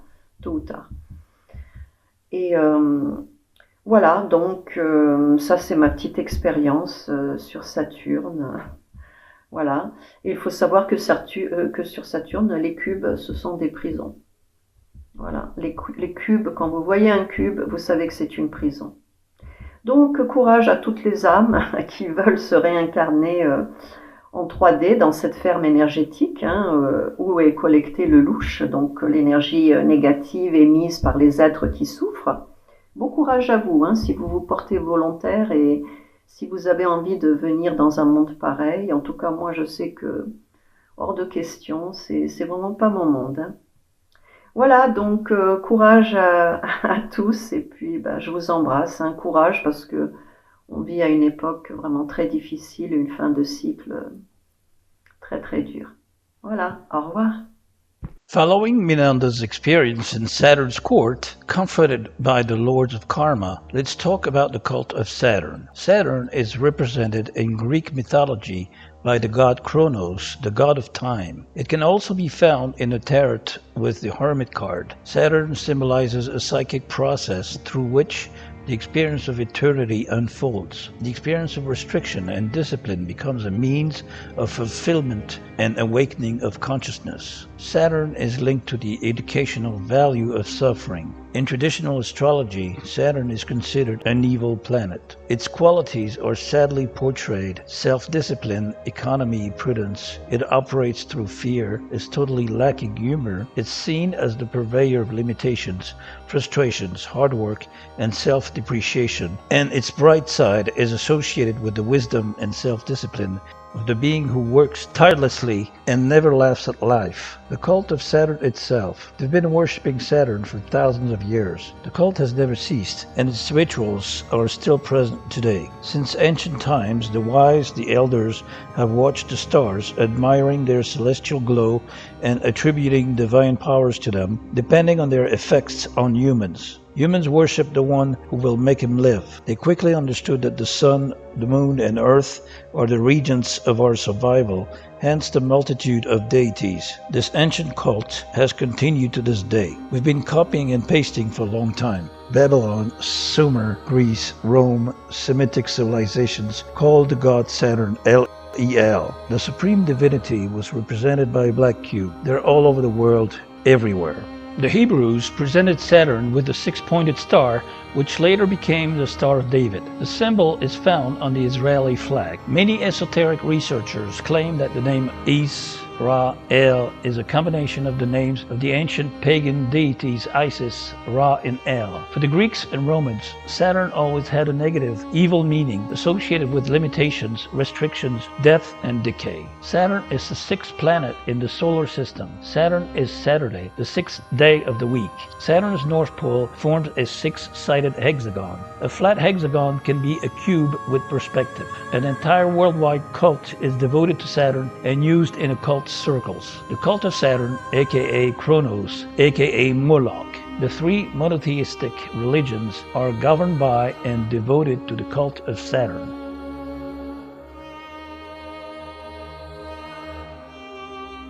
Et là, je vais vous montrer en fait le rapport entre Saturne et le cube.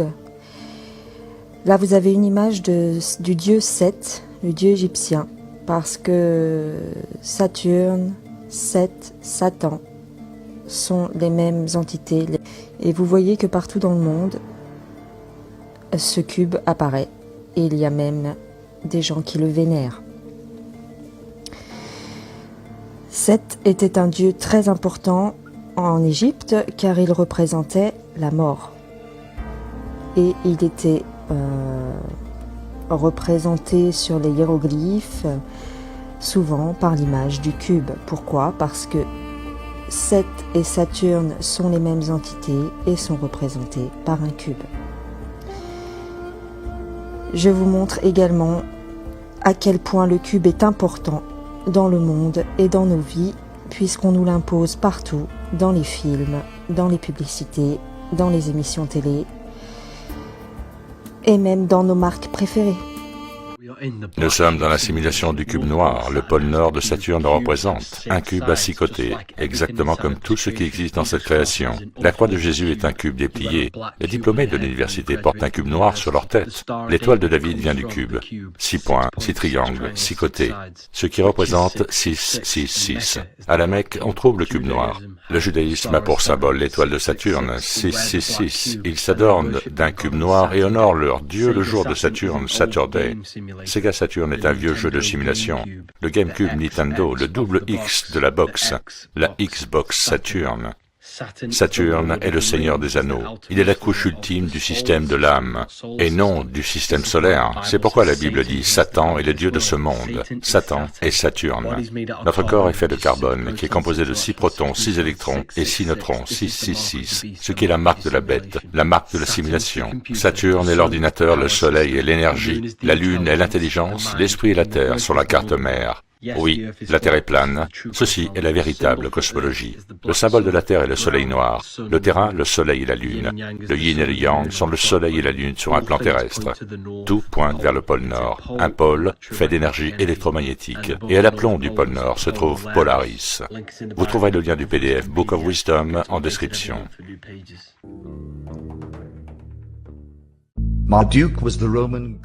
Marduk était le dieu romain Chronos, dont le nom signifie « le cornu ».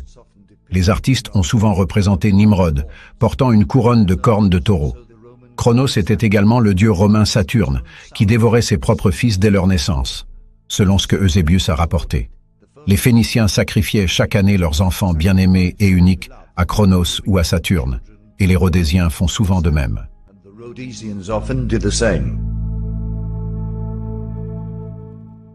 Saturne joue également l'homme dans le rôle de Satan, le tentateur. Lorsque les vibrations de Saturne se combinent avec une personnalité égocentrique, les gens échangent souvent leur âme contre des possessions matérielles et des pouvoirs temporels. À cet égard, Saturne symbolise la structure des valeurs qui conduisent à la croissance évolutive. Ainsi, Saturne est le pont entre les forces de la conscience universelle. Parfois, Saturne est appelé Rex Mundi, le roi ou le prince du monde. Jésus est également connu sous le nom de prince. Dans d'autres représentations de Saturne, ce dieu est considéré comme le père du temps, et plus tard, comme la faucheuse en raison de son influence et de son contrôle sur le temps. D'où le vieillissement de l'homme et la destruction qu'il a provoquée dans la vie, et la mort de tout organisme vivant. Le temps des pères est représenté avec une longue barbe blanche, tout comme Quetzalcoatl et d'autres divinités telles que Jésus, Zeus, Chronos, etc. Le nom de Saturne donne naissance à Satan et au Père Noël, qui est représenté avec une longue barbe blanche. Si vous inclinez la planète Saturne sur le côté, vous obtenez l'un des plus anciens symboles du Soleil, un cercle avec un point au milieu. Comme Saturne se trouve dans la maison astronomique du Capricorne, elle est également associée à la chèvre. C'est pourquoi Saturne ou Satan est représenté avec des cornes, de même que les dieux taureau et le bouc.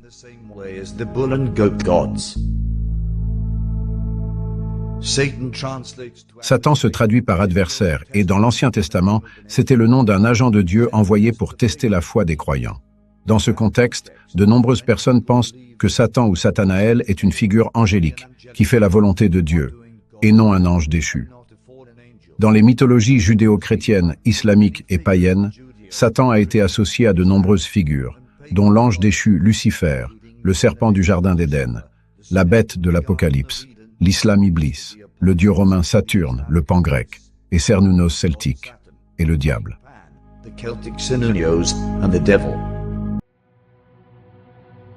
Jack Connor's findings in Spain, the keys to set ourselves free from the matrix and the never-ending reincarnation cycle.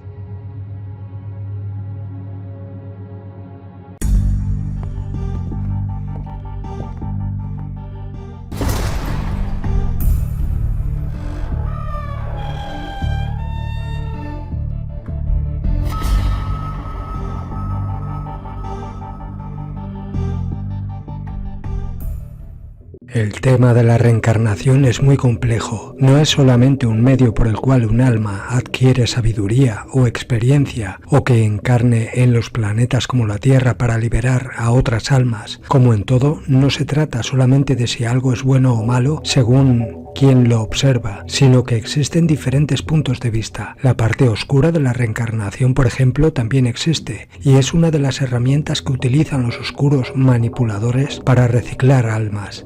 Como he dicho, no todo es de color de rosa, tampoco todo es completamente oscuro o maligno, pero debemos de estar alerta y avisar a quienes aún no son conscientes del peligro de confiarse en todo lo que nos rodea. Por ejemplo, ¿alguna vez te has preguntado por qué reencarnamos continuamente?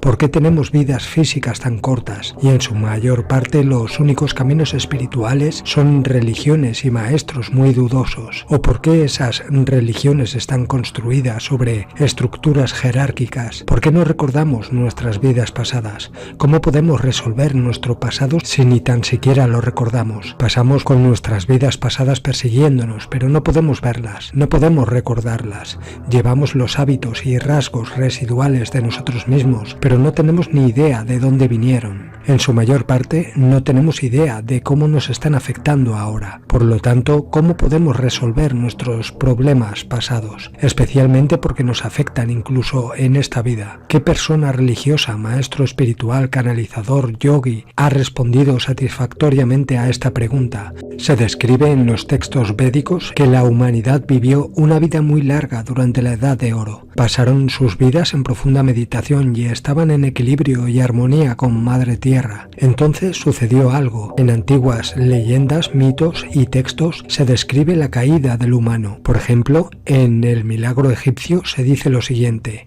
el hombre es perfecto en su origen, un ser divino que ha degenerado en lo que somos actualmente. ¿Pero qué causó la caída del ser humano? Podemos ver que en un momento vinieron unos seres del cielo, los dioses del cielo, y a los humanos se les enseñó sobre agricultura, cría de animales, que es la esclavitud de los animales. Llegaron las ciudades, los reyes, los sistemas jerárquicos de control, los ejércitos, las guerras, la esclavitud y la adoración y los sacrificios a los dioses. Esta fue la caída del humano. La humanidad perdió el equilibrio y la armonía con Madre Tierra, y así comenzó a perder los poderes que poseían en un principio. ¿Quiénes eran estos dioses que vinieron y le dieron a la humanidad este conocimiento? ¿De dónde vinieron? No son de la Tierra. Vinieron a esclavizar a la humanidad, a exigir sacrificios, incluidos sacrificios humanos. Exigieron ser adorados. Y como leemos en el Antiguo Testamento, Jehová destruía razas enteras o hacía que su pueblo escogido las destruyera por él. Los gnósticos llamaron a estos dioses arcontes. Don Juan Matus los llamó los depredadores. Estos dioses se han estado alimentando de la humanidad durante miles de años. Nos consideran su ganado, su rebaño, al igual que nosotros consideramos a los animales como una granja, como alimento, como ganado. Tanto como es arriba es abajo. Se alimentan de nuestras emociones y energías negativas y se alimentan de nuestra adoración hacia ellos. Les gusta especialmente el sufrimiento, por lo que crean conflictos, violencia entre los humanos. Se puede ver que la mayoría de las guerras fueron entre religiones, pero también los controlan a través de ideologías, gobiernos, sociedades, propagandas, medios de comunicación, etc. Otra forma de controlarnos es a través de la reencarnación. La reencarnación es una forma de esclavitud. Después de la caída del humano, la duración de la vida del ser humano se acortó drásticamente. En comparación con los antiguos, vivimos un promedio de vida corto. Ese tiempo no es suficiente para averiguar de qué trata la vida. Después viene la pregunta de por qué no recordamos nuestras vidas pasadas. Constantemente nacemos en la ignorancia y el único conocimiento disponible es el que nos dieron los dioses, las religiones e ideologías. Después de unos pocos años morimos en la ignorancia y luego regresamos de nuevo. Esto mantiene a la manada en orden, al rebaño en orden, sin ningún recuerdo. Estamos aprisionados en la ignorancia ignorancia, sin las herramientas adecuadas para liberarnos. Ocasionalmente algunas almas elevadas pudieron liberarse, pero los sacerdotes tomaron el control de sus enseñanzas, los sesgaron y los masacraron, y manipularon su mensaje para crear religiones. Nos encontramos en una Matrix donde una construcción de luz artificial se ha superpuesto al mundo real. Somos simplemente baterías de las que se alimentan estas entidades. Esta es nuestra situación actual, donde nacemos y morimos en una Matrix como alimento para entidades arconte, entidades oscuras, y por supuesto tienen sus secuaces aquí en la Tierra que mantienen a raya al rebaño. Así que la siguiente pregunta es: ¿qué pasa cuando morimos? Cuando morimos entramos en la Matrix cósmica, otra construcción de luz falsa a la que llaman cielo, a la que las religiones llaman cielo. Nuestras almas están atrapadas dentro de esta prisión de los dioses, de los arcontes. Después de algún tiempo en los falsos cielos regresamos nuevamente al mismo ciclo. Esto se llama la rueda del samsara, el ciclo de nacimiento y muerte. La única escapatoria de esta prisión es despertar y ver quiénes somos realmente, dejando atrás todas las falsas creencias, dioses, ángeles, gurús, etc., y dejando de alimentar a estas entidades, a estos falsos dioses con nuestra adoración, nuestras emociones, nuestro sufrimiento y pensamientos negativos, y saliendo del juego. Para ver el universo tal como es, debes ir más allá de la red. No es difícil hacerlo porque la red está llena de agujeros. Mira la red y sus muchas contradicciones. Ver lo que es realmente la Matrix es poderoso. Parece que no haya escapatoria, pero está llena de agujeros. Si tienes la mente abierta, el discernimiento y los ojos para ver, todo este juego no es más que un castillo de arena. Eres afortunado de entrar en contacto con las llaves para escapar de esta prisión. The only way out of the prison of endless reincarnation is to wake up, to know who you really are, leaving aside all those false beliefs, gods, angels, gurus, and so on. And by ceasing to feed these false gods with our worship, our blood, our negative emotions and thoughts, by getting out of the game altogether, connect to the original source with your inner power. Only in this way can you escape the matrix of archonic control.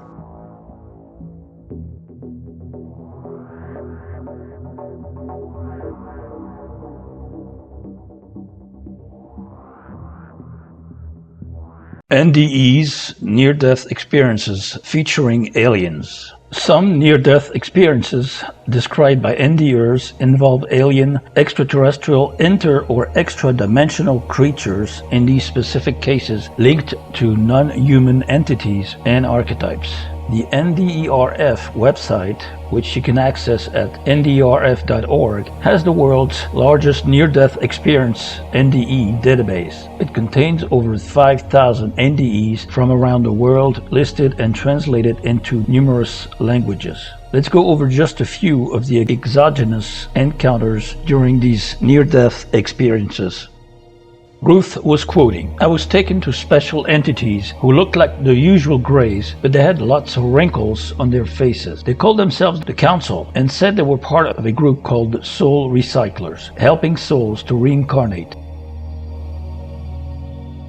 SJ quoted, "I found myself suddenly very high up in a bright white room. There were several beings there. I can't remember how many now, but at least 4. I think there were more though. There was a being on a throne that I was almost directly in front of that was the only one sitting down. The others were standing up and they were barefoot and in robes. I couldn't see their faces, just their feet, ankles, and the bottom of their robes. The standing ones seemed irritated a bit, and one lifted his ankle a bit as if to hide from me. They wanted to move off to the sides so I couldn't see them. I was forced on my hands and knees and couldn't move or look around except with my eyes. First I thought, cool, weird, and I thought there were aliens. I thought about the fact that there was one on the thrones and changed my mind away from the aliens. I encountered a definite being, or a voice clearly of mystical or unearthly origin. I saw several beings of human-like appearance in their legs and ankles, which was all I could see of them. They were very white or chalky looking, i.e. not the white of humans. At first I believed from their color that they were possibly the gray aliens, but then I believed they were gods or religious type beings because of the setup of there being a throne in the room.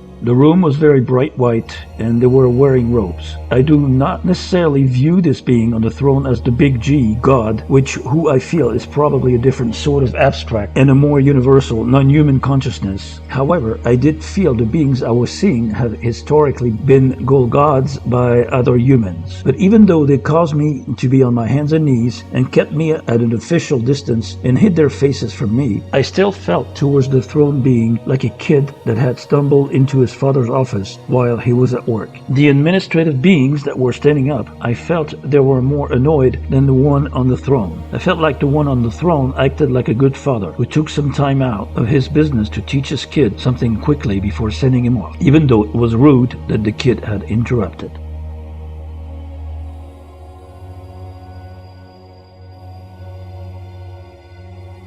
Valsi quoted, "I was filled with all the knowledge that existed and knew everything there was to know. I was so loved. I realized that we were all connected to everything, even to trees and rocks and animals. I then found myself in a place that looked like a cave that was filled with light. In this cave, I hid behind a wall and peered around the corner at what looked like the stereotypical gray alien with the big black eyes. I don't know if this was really an alien being or if she appeared as an alien, because that was my expectation after reading the Shirley MacLaine book. I wasn't hiding because I was afraid of the alien, but because I knew I wasn't supposed to be there. I was supposed to be living my life on Earth. The alien spoke to me telepathically."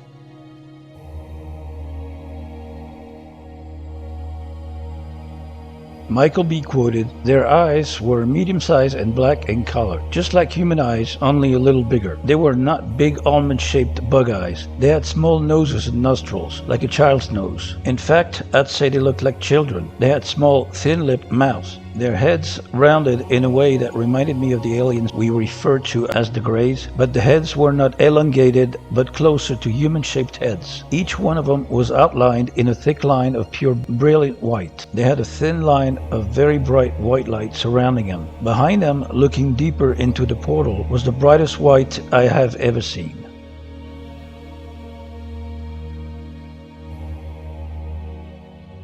Natalie H's NDE account. My NDE occurred on June 11, 1991. I took an overdose of medication after being bullied at school. Of course, I kept this quiet from my family. The part that really stood out for me was going down the golden stairs to my sacred place in the forest and being greeted by what appeared to be transparent, white, oblong-faced aliens or maybe angels. They were helping me down the stairs while holding my hand and treating me as a princess. They led me to my deceased maternal grandfather. The number of details I was able to witness from the viewpoint of an observer was surreal. I thoroughly remember my deceased maternal grandfather, myself, and my two daughters, Tiara and Candace, who wouldn't be born until May 4th, 1995 and June 11, 2001. We were watching from the sky all of the activities going on in the emergency room to try to save my body. It was as if we pulled back the roof of the building so we could view everything simultaneously. I also vividly remember my daughters trying to convince me to return to my body so they could be born in the near future. My youngest daughter was especially pleading with me because she had a very important purpose to fulfill. My grandfather also pleaded with me and reassured me that he would always be with me and he would send me back with special spiritual gifts that would truly help many people.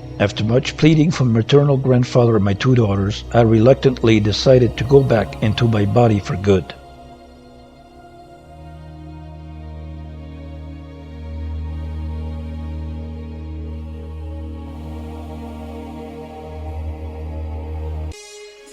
To conclude this section on encounters with aliens or non-human exogenous entities in the afterlife during NDEs, I'm sharing with you the analysis of the Star Trek Voyager episode Coda, Season 3, Episode 15 on this subject. Captain Janeway appears to be dead. While wandering around the ship in ghost form, she encounters someone who appears to be her father from the afterlife. He tries to convince her to come with him, but Janeway senses that she's not quite ready yet. Excerpt from the episode Coda. The creature that entered Captain Janeway's mind attempted to lure her to the other side through trickery and deception. These are the most villainous entities to have appeared because we know so little about them. For this process to happen as they want it, recycling, they need our consent every time. We cannot be forced, only deceived. And this is where we notice that these beings are not that powerful, because if they truly were, they would not need to deceive us. Thus, we are the ones who hold the power, which leads them to use their own power to deceive us into agreeing to false contracts, false agreements, in order to keep us stuck in this world of suffering.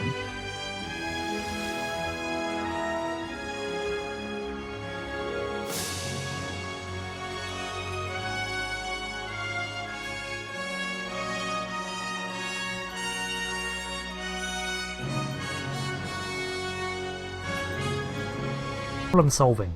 Her mental escapades were being hindered, however, by the presence of the alien entity which appeared as her father, Edward Janeway, and tried to convince her that she was dead and to let go. This shows us that it had near complete access to her memories, as it not only recreated the image of her father, but was also able to probe her mind at will and recount experiences back to her to build upon the facade. It was simply its own goal of convincing her to allow death that didn't mesh with Edward Janeway's personality, and Catherine's stubbornness to let go that kept her alive long enough for experiences in the real world to creep in. Its method of coercion was quickly identified as necessary, as it could not force people into its matrix, it had to convince them to enter it willingly. When it had been rumbled, it then switched tactic to say that it was posing as a father, but because its species came to people on the verge of death to help them into the afterlife peacefully. This was another ruse, as after it had given up on her, it admitted that the portal it had been trying to encourage Janeway to step into was a gateway to its matrix that provided it nourishment. Although it mentioned it belonged to a species, subsequent references to its matrix made it seem like a singular entity, so I believe it is just the one being. What is more interesting is that it would feed off of something that persisted after the physical death of its victim.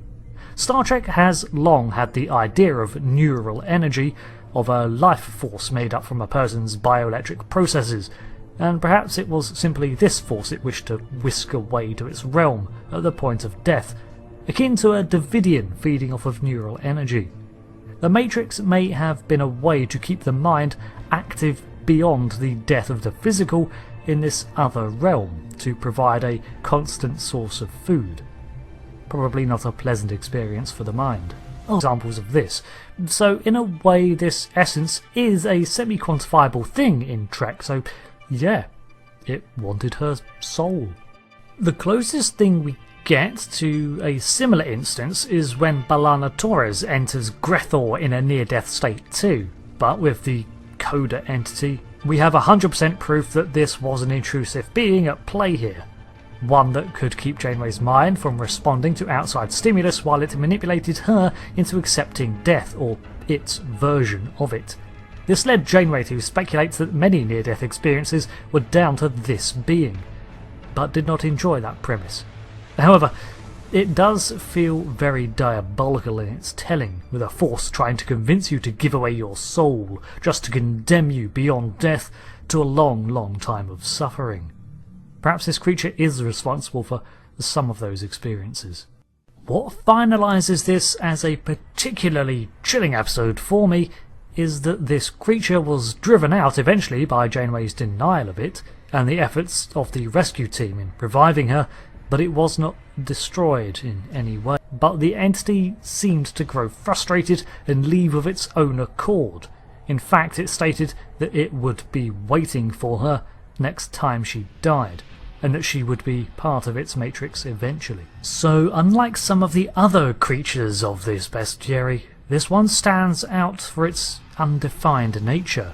We're told just enough about it that it exists and what it can do, but not much more, giving it this air of the unknown. And of course, the unknown can be scary.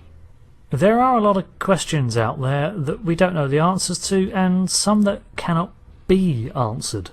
And this entity preys on those fears and uncertainty. Let's hope Janeway was right, and that it only exists in the Delta Quadrant, but somehow I doubt it.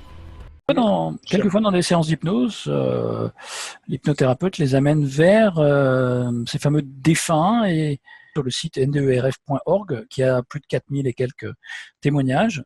Alors ils sont pas tous bisounours, c'est ça le truc, et effectivement on s'aperçoit que quelquefois l'entité qui se cache derrière le défunt, qui est pour moi maintenant d'après mes recherches juste une signature énergétique dans l'astral, donc c'est comme un gros disque dur, et comme je l'ai dit dans mon article sur les voies de l'au-delà, tu as toutes sortes de choses qui t'attendent dans l'astral, mais un disque dur de tout ce qui existe dans l'incarnation, dans cette dimension, dans la 3D, n'importe quelle entité peut tirer un dossier, un fichier, une action, une préférence, même tous les secrets les plus profonds et cachés de la signature énergétique de la personne qui s'est incarnée, et les redire à la médium, ou au canal, ou à la personne qui est en contact avec, il croit ou elle croit, un défunt.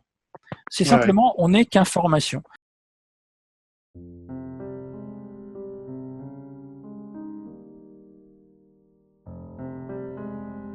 Experience of accompanying a loved one into the afterlife. Mab talks about her father's departure and mediumnity.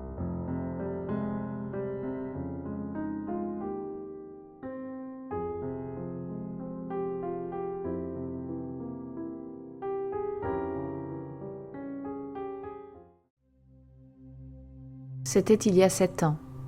Après plusieurs mois de maladie, mon père, qui était hospitalisé à domicile, se trouvait dans une sorte de coma. Il semblait dormir sans montrer de malaise particulier, mais son visage était gris et tendu. J'étais assise à ses côtés en me demandant comment je pourrais bien l'aider à passer ces derniers jours ou ces dernières heures, je ne savais pas trop.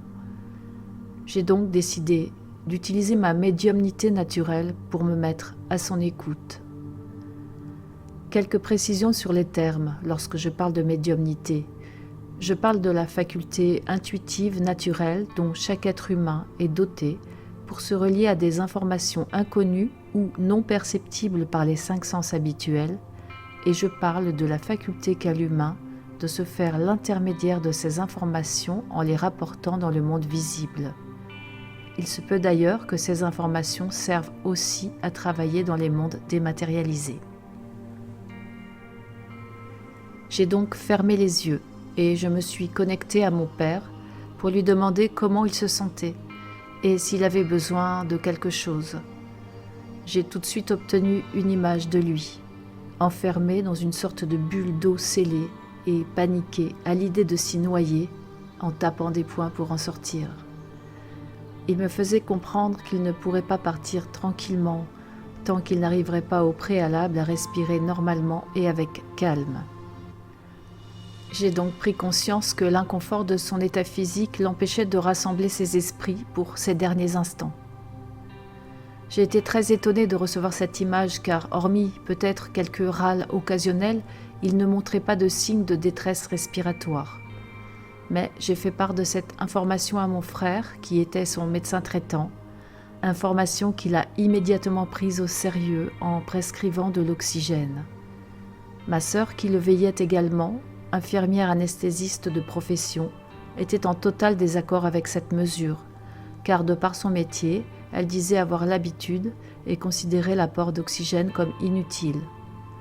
J'ai pourtant maintenu ma position. Ok, toi tu es infirmière anesthésiste et moi je suis intuitive et connectée à mon père et là il me dit qu'il étouffe et qu'il n'a pas envie de se noyer.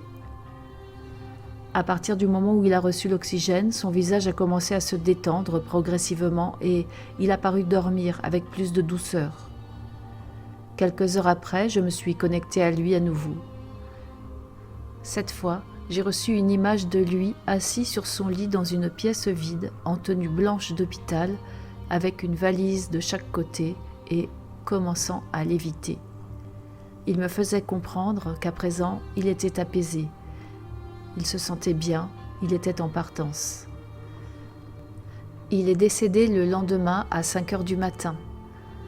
Au même moment, dans la chambre voisine, j'ai été violemment réveillée par une douleur dans l'oreille et la mâchoire gauche, et la sensation que le sommet de ma tête venait d'être comme décapsulé. L'image serait celle d'un bouchon expulsé d'une bouteille de champagne par le liquide gazeux qui se propulse. Le chat s'est mis à miauler, je me suis levée, et mon père venait de nous quitter. Son teint était à présent rosé et son visage presque souriant.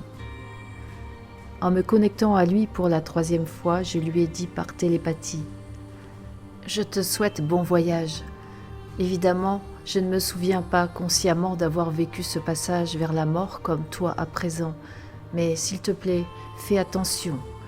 Les apparences sont forcément trompeuses dans un monde où les formes ne sont pas matérialisées. Alors, relie-toi à ta petite flamme intérieure et suis-la, ne la quitte jamais. C'est le cœur du cœur de ton essence.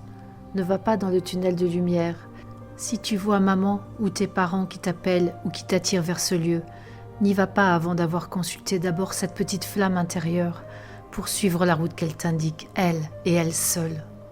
Bien sûr, je ne sais pas ce qui s'est passé ensuite pour lui. Même si je pense très souvent à lui, je n'ai pas cherché à le contacter dans le but d'obtenir des réponses. Pourquoi ? Parce que même si j'estimais avoir un contact avec lui depuis l'au-delà, comment être sûr que ce n'est pas une entité qui hack les informations et qui parle à sa place ? Je n'ai aucune garantie de cela, et personne au monde n'a aucune garantie de cela. Je ne peux absolument pas vérifier qui initie vraiment les informations données par l'astral, si précises soient-elles, et surtout dans quel but. Dans quel but ? Une information correcte et utile peut aussi servir un dessein inavouable. Bon, j'ai tout de même la sensation que mon père est vraiment parti, mais il s'agit peut-être plus d'un souhait que d'un fait. Par ce récit, j'ai voulu témoigner très sommairement, trop sommairement, de mon expérience, de ce que, selon moi, nous pouvons et ne pouvons pas. Voici quelques exemples pour résumer. Nous pouvons aider les mourants avant le passage, en recueillant puis en communiquant leurs besoins essentiels afin d'améliorer leur confort de sortie. Nous pouvons les accompagner durant leur sortie en leur recommandant d'être prudents et consciemment concentrés sur leurs forces, leur flamme intérieure, afin d'aviser selon ce qu'elle leur montrera. Nous pouvons penser à eux après leur décès et leur dire combien nous les aimons infiniment, sans pour autant vouloir tenter de les ramener. Un deuil peut être terriblement difficile, voire impossible à accomplir, mais si nous les aimons, il est important que nous puissions formuler des intentions de libération totale et définitive à leur égard, sans chercher à les retenir d'une façon ou d'une autre dans cette dimension captive. Sans non plus créer de liens de dépendance avec la communication relevant des plans astraux, car nous nous offrons, dans ce cas, à toutes sortes de manipulations.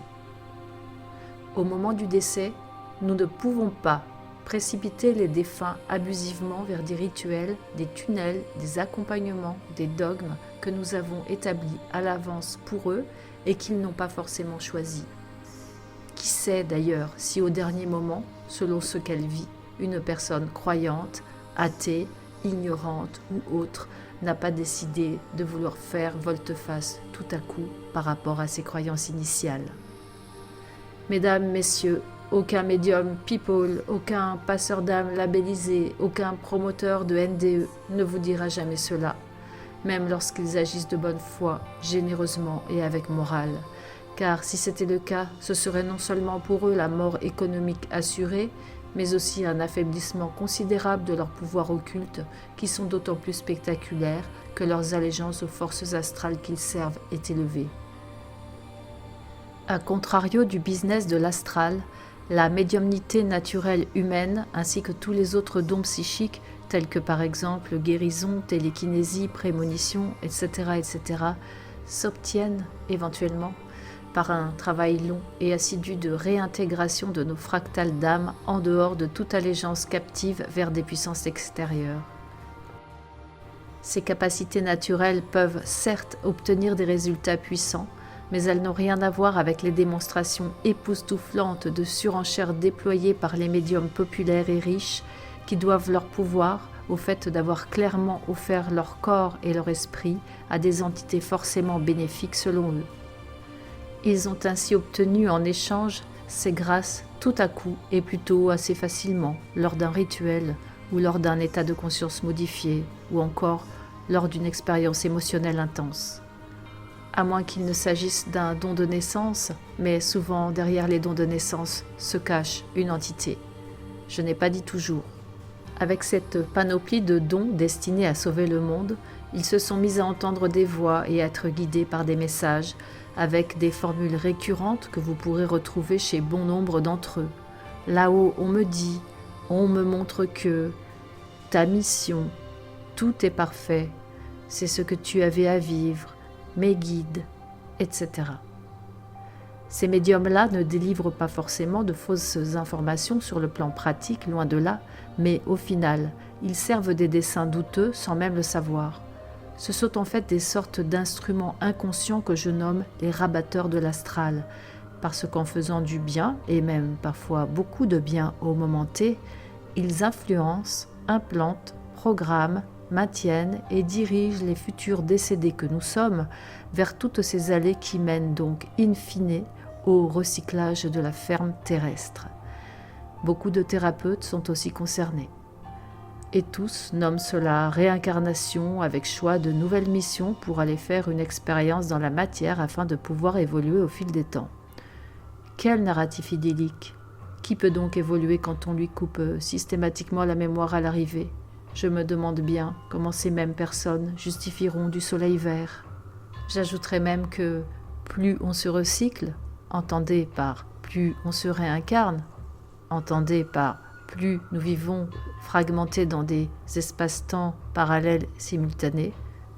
Donc je rembobine. Plus on se recycle, plus on se perd soi-même. C'est d'ailleurs tout le contraire de la pseudo-évolution. Nous n'avons pas à évoluer. Nous avons à retrouver qui nous sommes et à nous libérer de cette prison captive. C'est la seule mission qui soit. Et ça ne fait pas le beurre ni des médiums, ni des thérapeutes, ni des religions, ni des politiques, ni des laïcs, puisque tous veulent de concert, mais avec des moyens différents, instaurer un monde meilleur. Le seul monde idyllique qui soit est celui où l'être est libre d'être qui il est, et celui où l'être est libre de créer, affranchi des contraintes de la prédation, du temps et de l'espace. Il s'agit de refusionner avec son humanité originelle. Lorsque je tiens ces propos auprès de thérapeutes ou de médiums notamment, on me dit « Tu es exigeante ». À cela je réponds « L'oiseau né en cage pense que voler est une maladie ». Pour conclure, je pense qu'on peut procéder différemment de l'action de tous ces rabatteurs de l'astral. Nous pouvons, sans prêter aucune allégeance, et donc cela demande plus de temps, d'efforts et de travail, recouvrir nos capacités médiumniques et l'ensemble des capacités dites psychiques dont nous sommes naturellement dotés en qualité d'êtres humains véritables.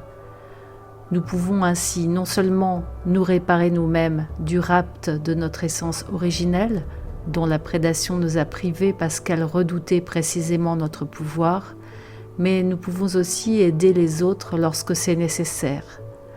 En les aidant, nous pouvons inviter ces autres personnes à reprendre les clés d'accès à leur propre nature humaine afin qu'elles retrouvent leur force, leur étincelle propre. Ce sont des mots tout ça, c'est compliqué à définir. Mais c'est seulement ainsi qu'elles pourront éviter le piège du recyclage. Au même titre que dans notre vie incarnée nous aidons, ou nous nous faisons parfois aider, nous pouvons également dans ce travail solliciter des collaborations externes dématérialisées ponctuelles selon des intentions extrêmement précises. Mais ce sujet est trop long à expliquer ici et bien souvent mal compris. Et si cela est mal compris, donc mal fait, alors nous nous retrouvons en état de possession et de manipulation astrale, tout comme dans le processus que j'ai décrit plus haut. Vous voyez bien que marketingment parlant, Toutes ces perspectives, subtilités et précautions sonnent beaucoup moins glamour et tonitruantes que le grand business médiumnique et le grand cinéma des passeurs d'âme habituels.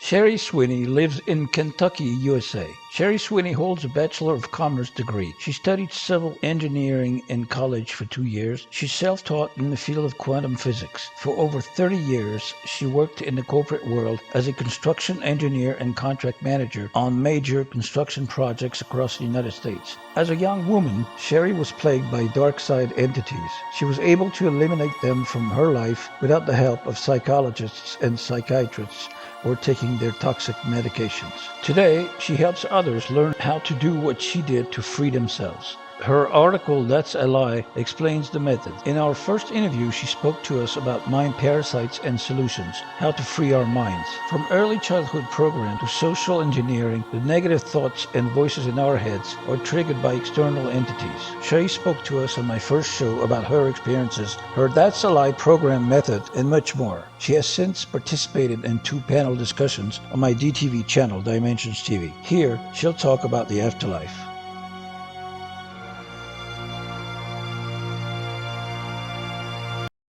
Anyway, so we're talking about the soul trap.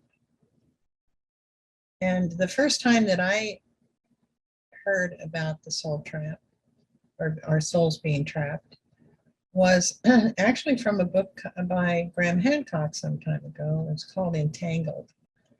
And that really bothered me quite a bit. I had a hard time getting through it because it was so scary.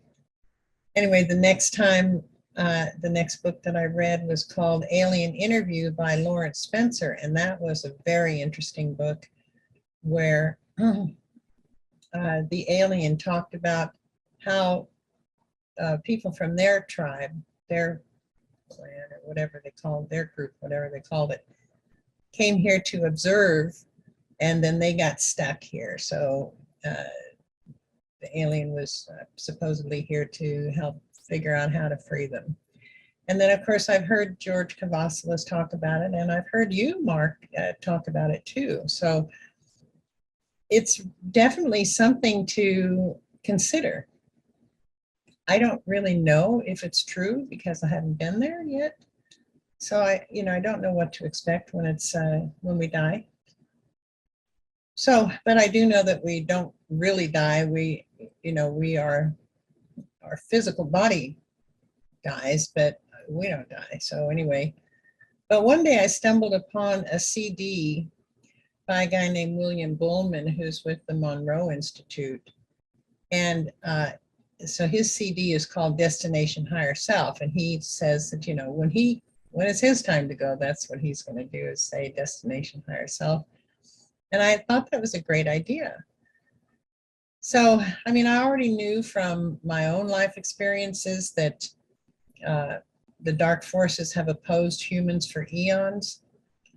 And of course, it's done through trickery. They are masters of deception, so they can change your perception very easily, especially when you don't know that they exist. That's their biggest fear. They don't want you to know that they're here. They don't want you to know that they even exist. In fact, they want you to deny that they exist. They want you to say that, oh no, you're just a crazy person for thinking that. And anyway, so people need to be aware of this. And if they don't think that it's real, at least they can consider it. That's not going to hurt you. The first example of deception is pretty much when we're first born. We're made to believe that we're born in sin. A lot of religions are like that. So right off the bat, there's the first deception. Translated, you're flawed from the beginning, but don't worry. The world of deception will set you straight. It'll teach you what to think. It won't teach you how to think, but it'll teach you what to think. That'll put you straight. Yeah, that'll keep you brainwashed and conditioned your whole life to never think outside of the box. And I think everybody needs to think outside of the box. So apparently, even in death, the deception continues. You know, I don't think it's ever too early to set your intention for when the time comes, so that you will not succumb to the influence over your conscious choice for your final departure from this prison world. The choices are made easier when you know that you're living in a world of illusion, a world of lies. Just think about all of the lies just in the last 2 years and consider that you've been lied to your whole life. That's a tough one to swallow. I know that, because when I first realized it, I kind of went into shock. But the more I looked, the more I studied, the more I found out that we've been being lied to since the very beginning. So why not consider this just in case? So when you know that you're made of love, which is the most powerful frequency in the universe, and you know that you're immortal, you're a limitless being whose enlightenment has been thoroughly suppressed by these masters of deception. And when you understand that these evil beings have no real control or power over you, then you know that there's no danger of your soul getting trapped and recycled again. I mean, I wouldn't want to be recycled again here. It's a beautiful planet. It's a lovely planet. I love Mother Earth. She's been so gracious to us. But the world that covers her is, I wouldn't want what that world has to offer, where nature is not appreciated and love is actually feared, while the dark side entities are feasting on your negative energy until you die again. What is that all about? No, thank you. So I've already set my intention that at the moment of death, I will repeat over and over and over again, destination higher self, destination higher self, destination higher self.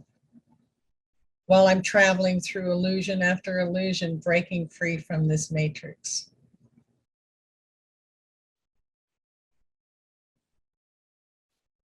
I won't be tricked. I'll know who my higher self is. If there's someone or some being that's trying to interfere and pretend that they are my higher self, I'll know the difference from the frequency. Yeah.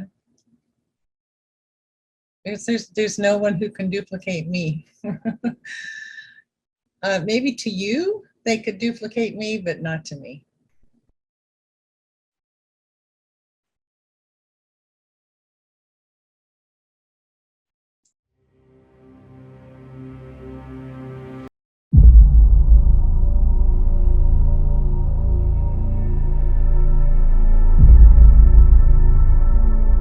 The Ultimate Escape in the Afterlife, end of part 1. Thank you for staying with us until the end of this first part.